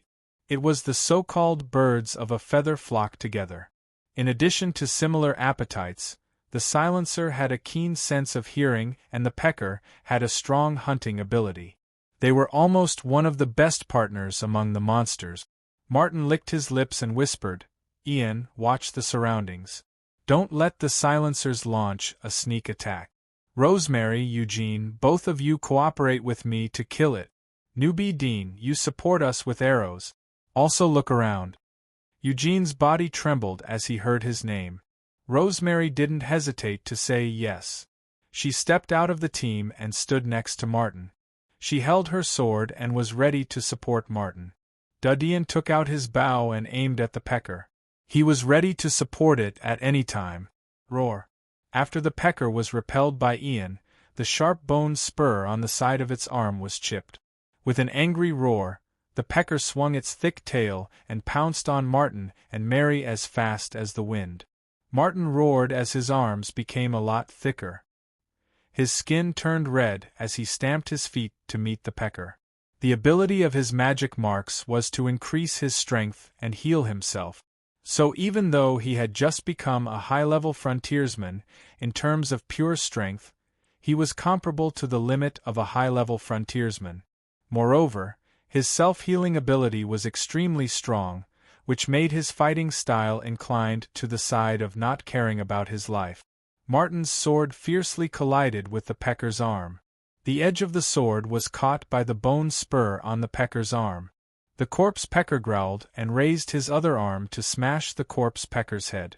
Rosemary, who was coordinating from the side, immediately leaped up and stabbed at its armpit with a one-handed sword. She wanted to chop off its arm.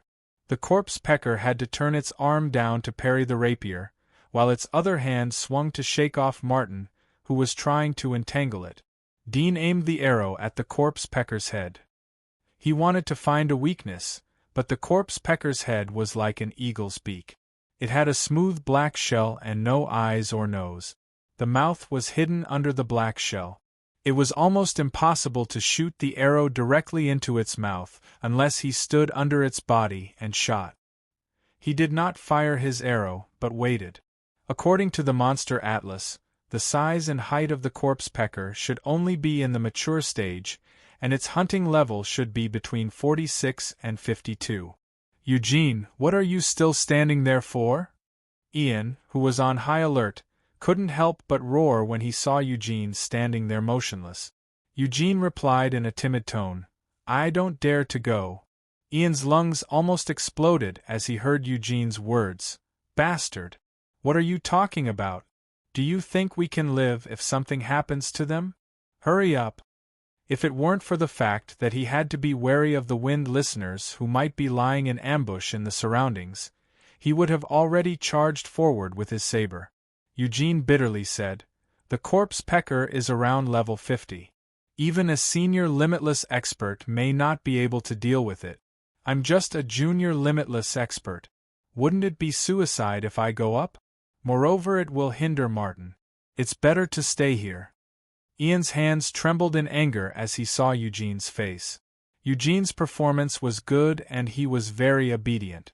Ian didn't expect that Eugene would throw a tantrum in the face of a crisis.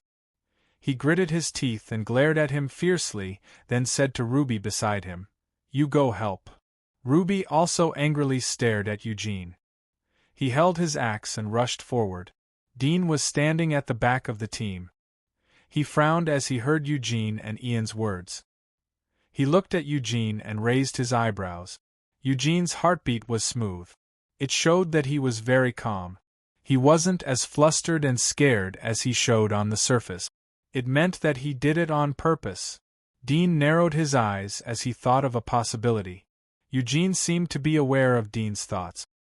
He looked back at Dean with a faint smile on his lip.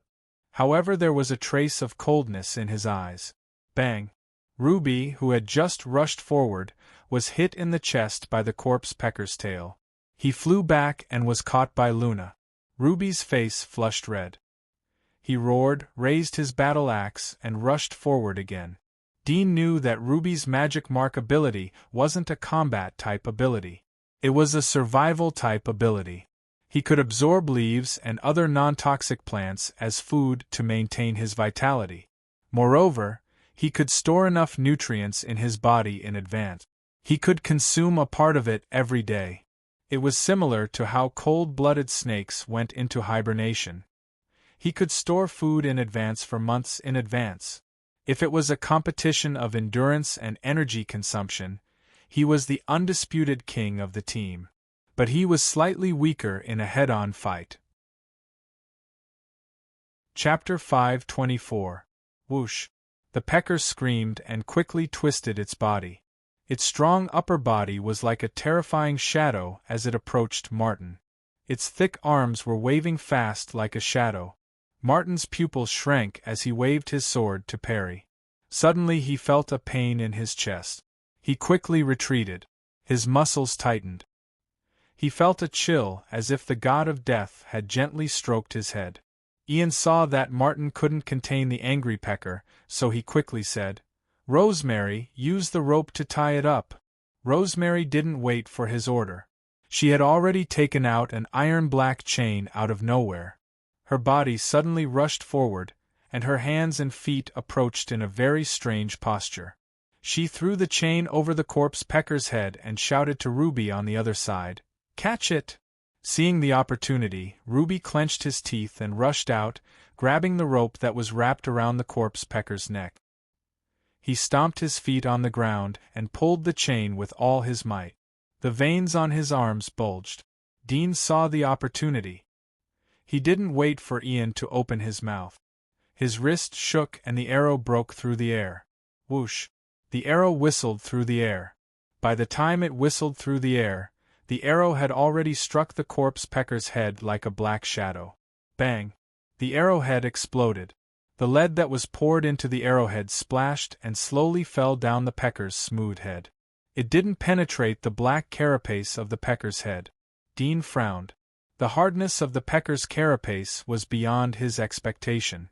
The first arrow was ineffective, so Dean put another arrow. The pecker didn't wait for the second shot. It roared and twisted its body. Its arms were several times thicker than a human's. It grabbed the chain around its neck and pulled it. Rosemary and Ruby at both ends of the chain lost their balance. They almost stumbled and fell down. Martin saw the opportunity and rushed forward with his sword. Roar! The corpse pecker roared and swung the chain in its hand, smashing it down on Martin's head. Martin's face slightly changed. He raised his sword to block the attack. Bang! The pecker's fist hit the sword. The sword was slightly dented and seemed to break. Martin's feet sank into the ground. His knees were slightly bent. He almost knelt down. Ian and the others who witnessed this scene from behind were shocked. They didn't expect the corpse pecker to be so powerful. It was beyond their expectations. Ian slightly clenched his teeth, feeling both nervous and a little fearful. He looked around at the thick bushes around him, but unfortunately, his vision was blocked. He couldn't look down from the sky, so he couldn't confirm where the wind listeners were hiding. If the wind listeners also made a move at this moment, then the situation would be extremely terrible. When he hesitated and was about to announce a retreat, Ruby, who had fallen a few meters away from the corpse pecker, suddenly roared. There seemed to be a faint purplish-black color on his dark skin, and the blood vessels all over his body bulged, including his face. It looked like countless purplish-black earthworms and poisonous snakes were crawling all over his body. It was extremely terrifying. Ian's face changed as he saw the changes. Before he could finish his words, Ruby roared and suddenly stood up.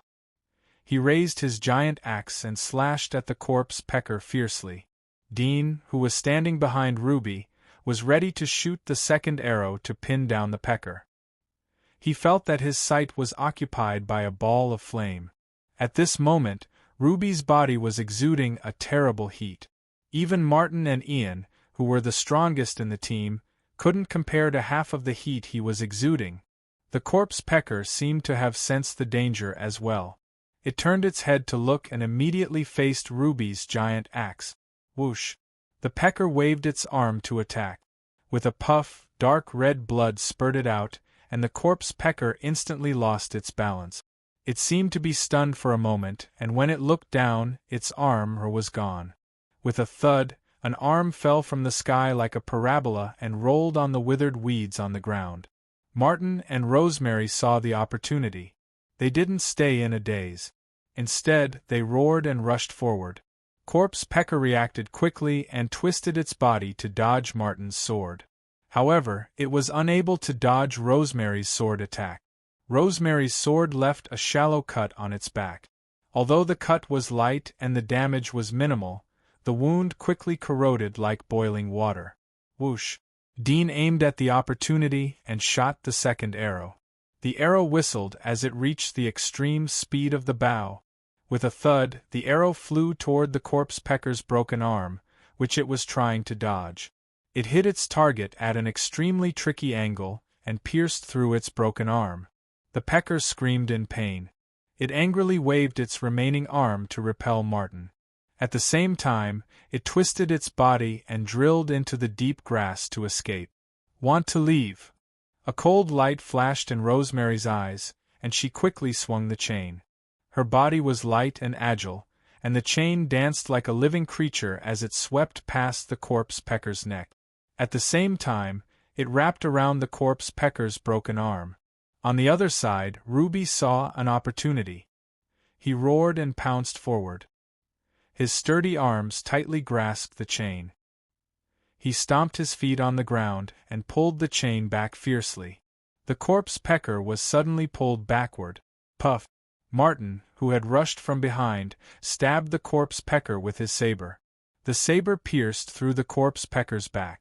The tip of the saber was exposed on the corpse pecker's chest, and blood immediately oozed out.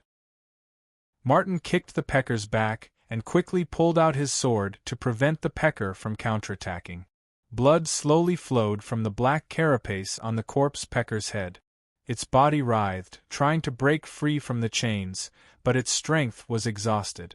Soon, it slowly fell to the ground, twitching slightly, its snake tail swinging unconsciously.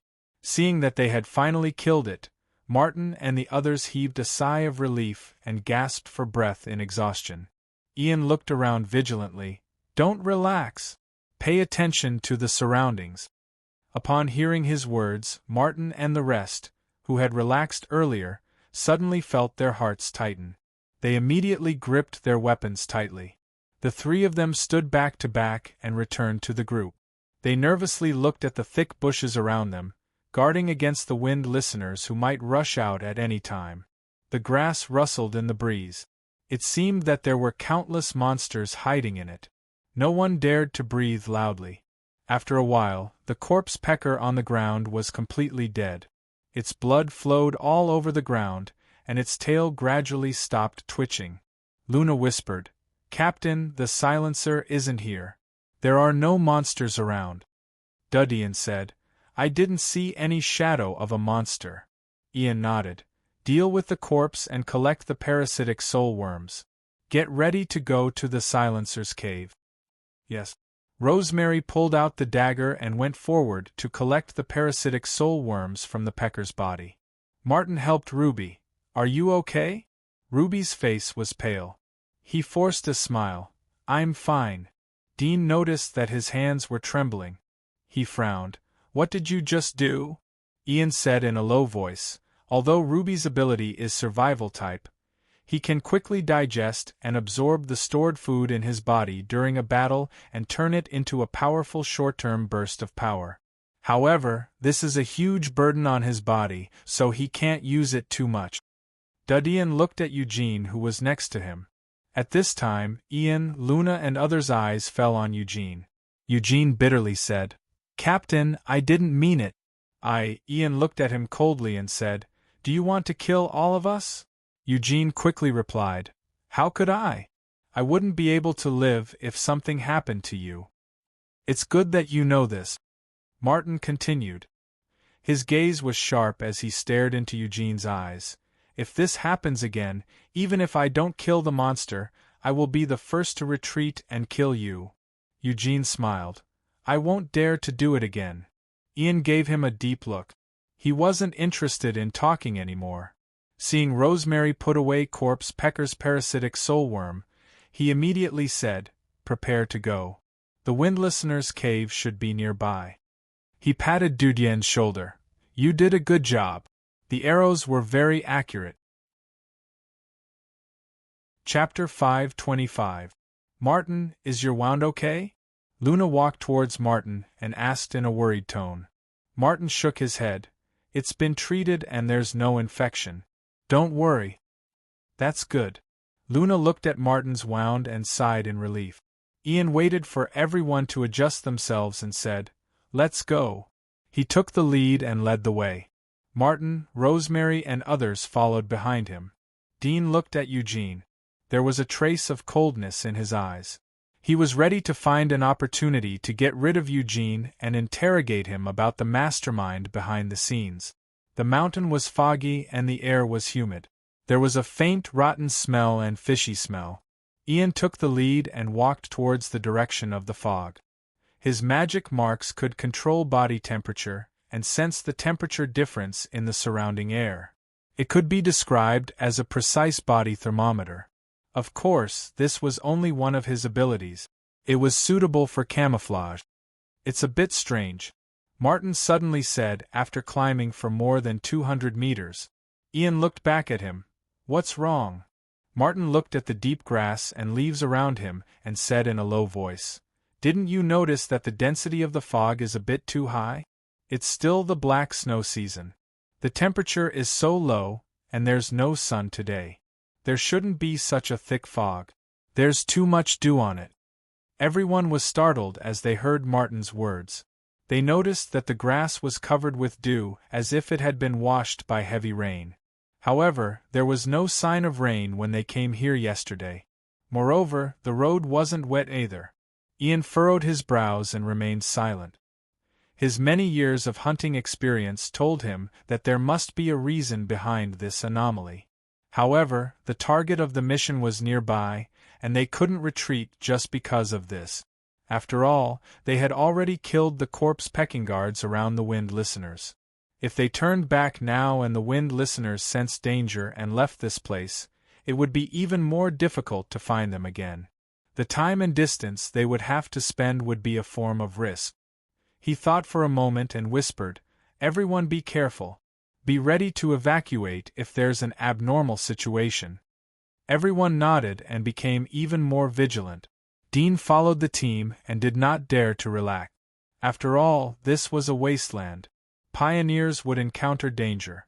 Although he had life-saving wings, it was difficult to guarantee that he would not be killed by the powerful monsters before he could react. "I smell it." After walking for hundreds of meters, Luna suddenly said. She gently sniffed the tip of her nose as she raised her finger and pointed to a high slope in front of them. "The smell of the Wind Listeners is in front." Ian looked back at her. "Are you sure?" "Yes." Luna nodded seriously. The monster atlas recorded the smell of the Wind Listener. "It's very similar to what I'm smelling now. It should be the Wind Listener." Ian nodded and felt a little relieved. He didn't expect his luck to be so good this time. He found the target as soon as he arrived in the barren area. However, what followed was a dangerous and bitter battle. His expression became a bit more dignified and he said to everyone, "Get ready to fight. Ruby, put the food here first, in case it's inconvenient to move later." Ruby nodded and put down the huge bag on his back. He stuffed it into the gap between two nearby trees. "Let's go."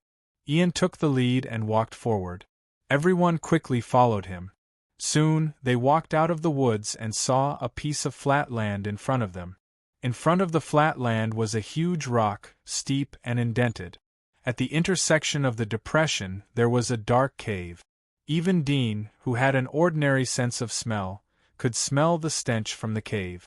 It was mixed with the rotten smell of the damp soil in the swamp and another kind of indescribable strange smell, which was creepy and nauseating. Ian looked at the cave and said in a low voice, "It's here. Prepare the torches." Ruby took out several torches from his backpack. He poured kerosene on them and lit them up. He handed one torch to Ian and Martin.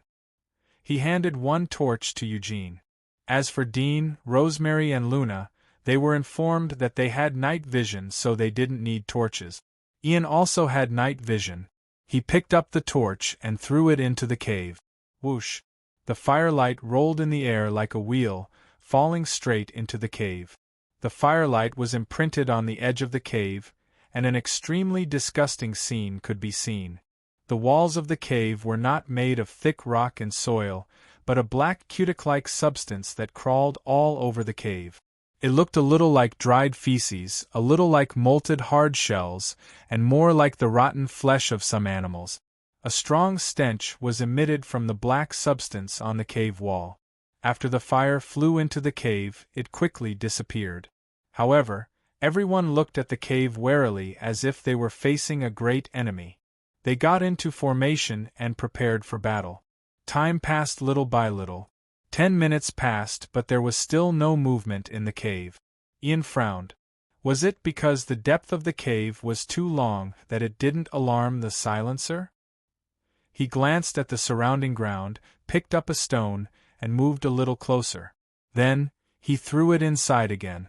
With a bang, the stone hit the rock wall and made a muffled sound. Ian took 2 steps back and returned to the team.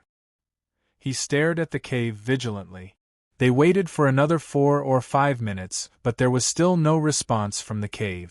Ian was puzzled as he saw such a strange situation. Martin, Rosemary, Luna and others looked at each other. It would be much more dangerous if they entered the cave. After all, it was the nest of the silencer. Chapter 526. Dean's eyes flashed as he thought of Corpse Pecker. He whispered, "Be careful, there may be intelligent monsters hiding in the cave." Ian and others were shocked when they heard Dean's words. Ruby, who was standing nearby, asked, "Did you see it?" Dean shook his head and pointed to the silver scale. "This isn't the scale of the silencer. There may be other monsters here. Our previous lure didn't alarm it. It means that this thing has evolved to have a high level of intelligence." Ian looked in the direction he was pointing and saw the scales on the ground. He frowned and said in a low voice, "Not bad, everyone be careful." Eugene laughed and said, "You're overreacting. It's just a piece of scale. It could have been left behind by a monster that the wind listeners hunted. How much intelligence can a monster evolve to? Our bait would have alerted it a long time ago." Martin ignored him and looked at Ian. "Dean's words are reasonable. Be careful." Ian nodded and lowered his body. He held a sword in one hand and a dagger in the other. He slowly moved forward. Eugene's eyebrows twitched as he saw that no one paid attention to him. He knew that he had lost the trust of the people. He chuckled but didn't care. He leisurely followed Ian and others into the cave. There was a faint breeze as they went deeper into the cave. It was accompanied by a strong smell of rotten corpses and excrement. Dean and others frowned. Luna's face was ugly. She didn't dare to breathe. Her previous superior sense of smell had become her fatal weakness at this moment. The walls of the cave were covered with sticky and smelly liquid. There were also damp excrement and other things. It was extremely filthy. After going 100 meters in, they suddenly saw the bones of some monsters scattered on the ground. There were still fur and flesh that hadn't been completely gnawed on. Ian squatted down and examined them. After seeing the bite marks, his expression turned serious and he said, "This is indeed the lair of the silencers. Be careful." Everyone nodded slightly in agreement. Ian continued to lead the way. The curvature of the cave was like a dark and thick oily intestine. Everyone held their breath as they were nervous. They knew that it would be difficult to fight in the nest of the silencer. Moreover, they didn't know if there were other monsters besides the silencer. Dean wanted them to light torches and smoke the entrance of the cave to force the monsters out. But considering the existence of Eugene and other factors, he resisted the proposal. In the blink of an eye, they went 400 or 500 meters into the cave. There weren't any jagged rock spikes on the ground. The walls were smooth and there were monsters of different sizes everywhere. When they were more than 400 meters deep, they also saw a few zombies whose bodies had been torn apart. Only the head and the ribs were left. They crawled slowly on the ground, making low noises like insects. Chapter 527. We've carried out so many missions, but this is the first time we've encountered such a thing. Haha. Ruby laughed. It's not that simple. Martin squatted beside the silencer's body and carefully looked at it. He frowned and whispered, "This silencer's wound was fatal. It's the weakest part of its body. It doesn't look like it was caused by the blood sender." Ian looked at Martin. "What do you mean?" Martin used the dagger to pick up the wound on the silencer's flesh sac and jaw and said, "Look, these two wounds aren't caused by the blood sender's tentacles. Aside from these two wounds, the rest of the body is perfectly fine." Ian focused his gaze, and he was instantly moved. "You're saying?" "Yes." Martin slowly got up. His eyes were gloomy as he slowly swept over everyone's face. "If my guess is correct, it should have been killed by another monster. Moreover, it should have been killed by an overwhelming force. It didn't even have the strength to fight back." Luna and Ruby suddenly froze. Rosemary's eyes slightly widened. "You mean, there are other monsters in this nest?" Martin looked at her and shook his head. "I'm not sure if that thing is still here. But this silencer should have been killed by a higher-level monster." Luna gulped. "A higher-level monster? A monster that can overwhelm and kill the silencer without being detected. Is it a higher-level monster from the Red Wasteland?" Martin's face was gloomy. He didn't answer her but looked at Ian. Ian didn't hesitate as he decisively said, "Take out the parasitic soul worm and leave this place." Ruby didn't dare to delay. He quickly found the parasitic soul worm in the silencer's body. It looked like a small spider. Its whole body was stained with the silencer's blood. It was constantly struggling when it was put into the bottle. Ruby had just twisted the bottle cap when suddenly a loud bang came from outside the cave. The ground slightly trembled. Everyone's complexion changed. Ian suddenly looked at the direction of the cave exit. His face was pale and ugly. Boom, there was another loud sound.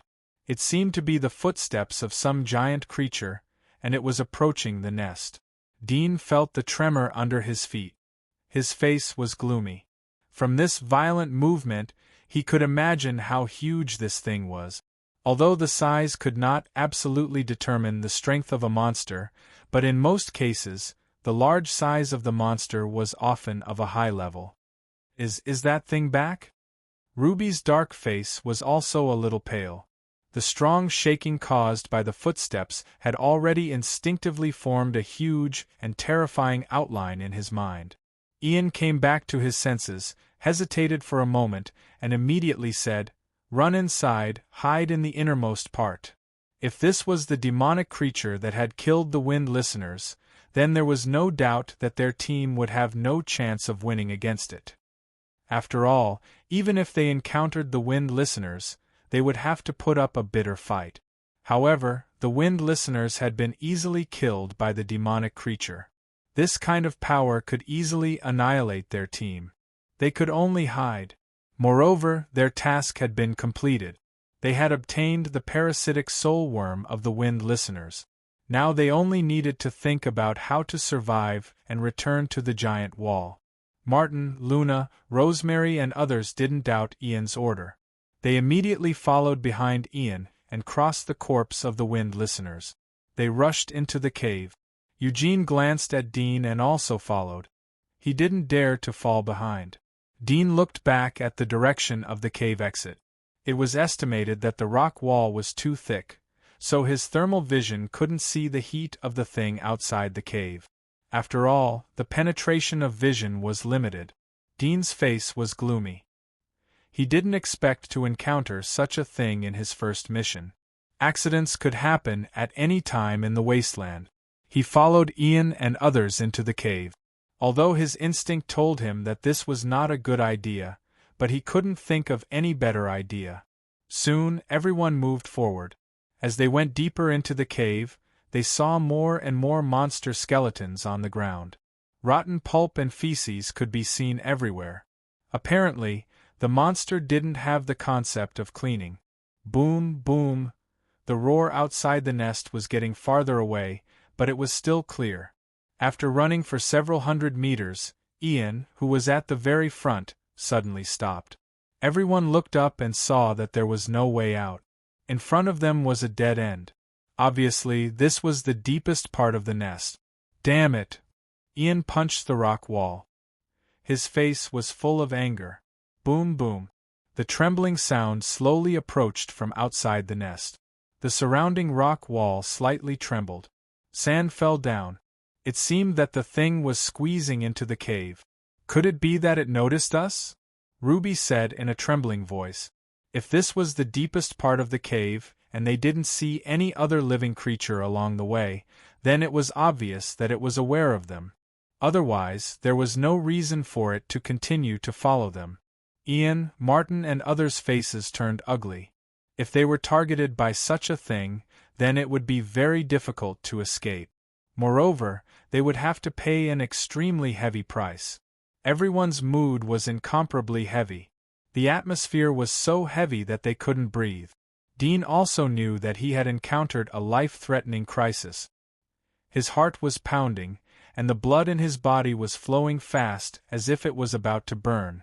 There was an instinctive sense of restlessness, but he quickly suppressed this anxious feeling and calmed down. His eyes swept around, and his pupils shrank into a small dot, making the white of his eyes too big, looking a bit strange and scary. Ah! Chapter 528. There's actually another nest here. Ian stared blankly at the oval-shaped white eggs that stood silently around him.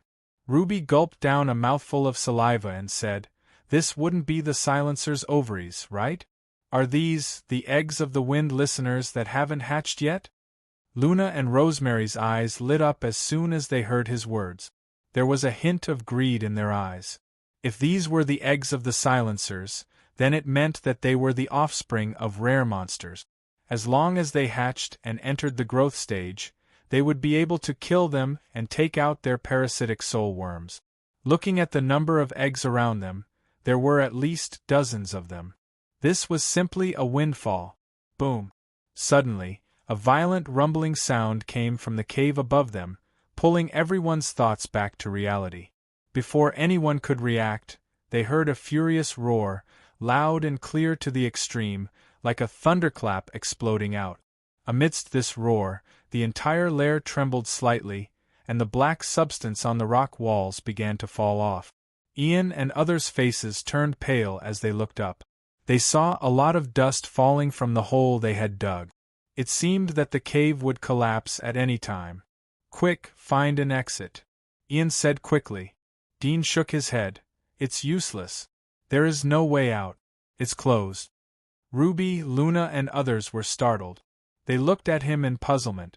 There was a trace of fear in their eyes. It seemed that they were afraid of what Dean had said. Dean wryly smiled. "There is no wind around." "Captain, didn't you feel that the temperature here is very high?" "It's much higher than the surface. If I'm not wrong, then the environment here is constructed according to the environment of the ovaries. To incubate these eggs requires a higher temperature. Therefore the wind listeners have completely sealed this place. Even if there is a passage, it will be closed. It will need to be dug, and the passage will only connect to the cave above." Everyone reacted after hearing his words. The abnormal temperature and the stuffy air were indeed as Dudian said. There was no breeze. Luna couldn't help but ask, "Then what should we do? Are we just going to wait for death here? That thing will enter the cave soon and find this place." Won't we be walking right into a trap? Ian's expression changed. He gritted his teeth and said, "Now that things have come to this, we can only fight with our lives on the line. Immediately set up the traps and prepare for battle. If we find an opportunity, we will rush out.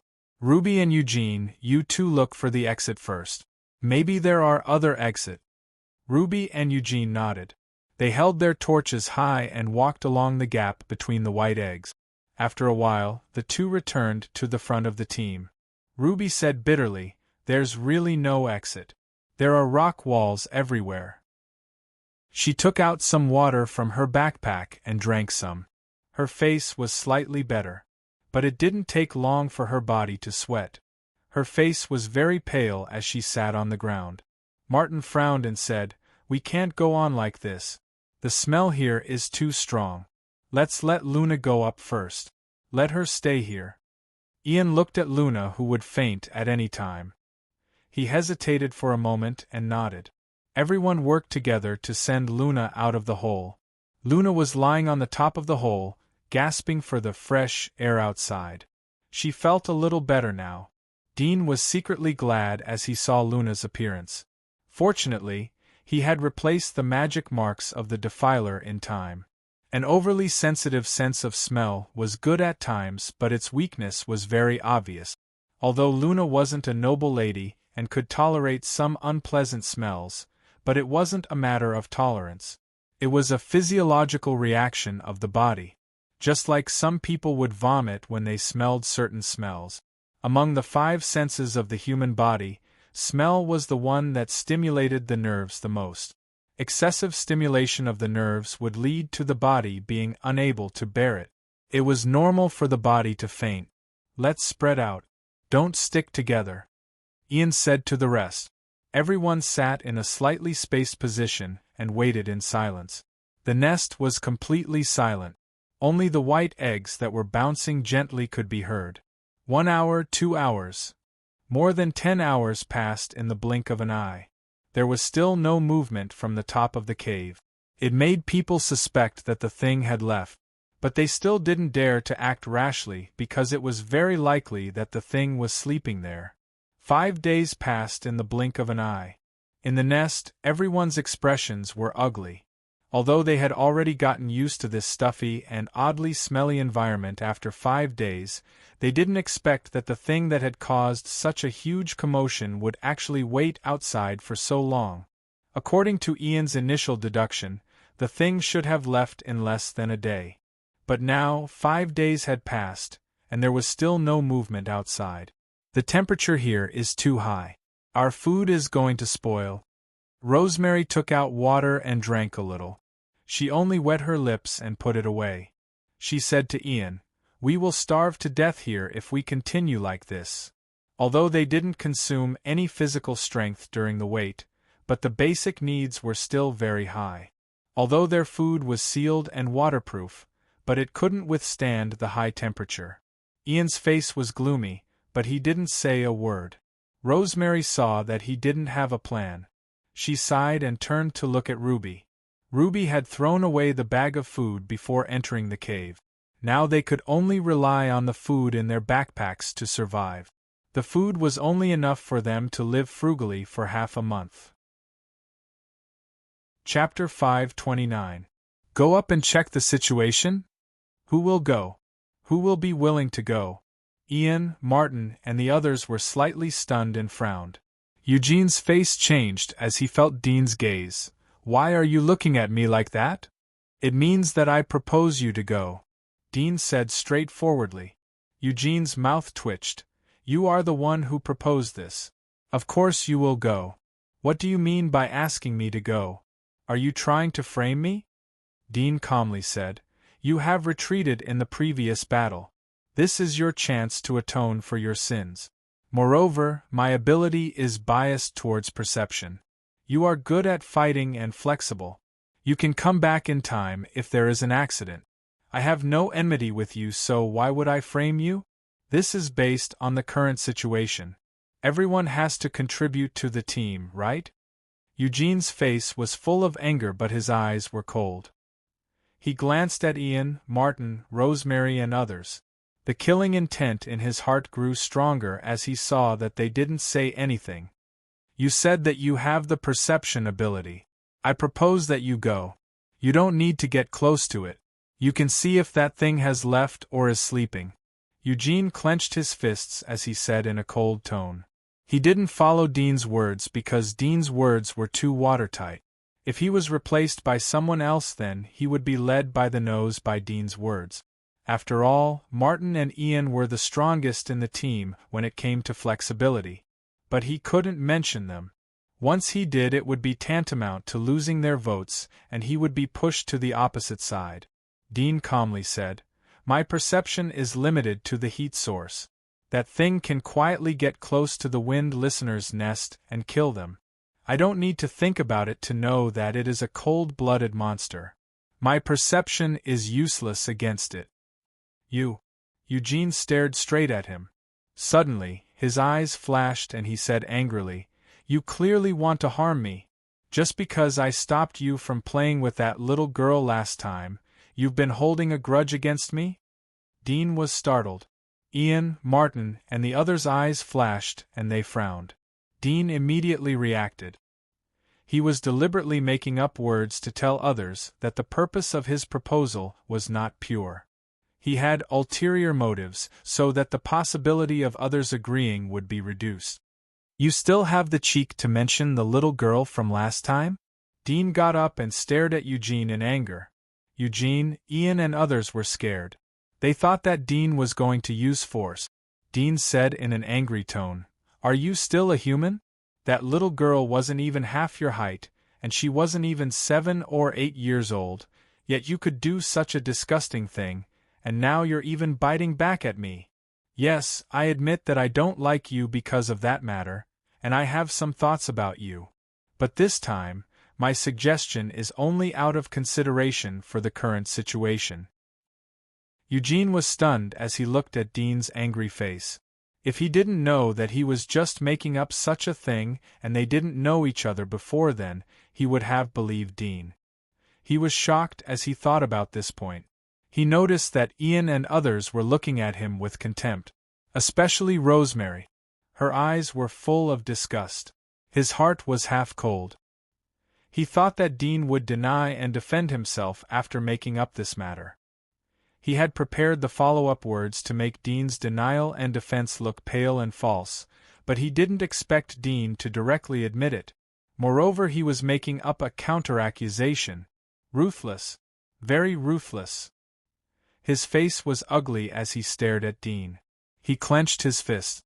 Dean was also staring at him. His chest was violently heaving up and down. It seemed that he was enduring great anger.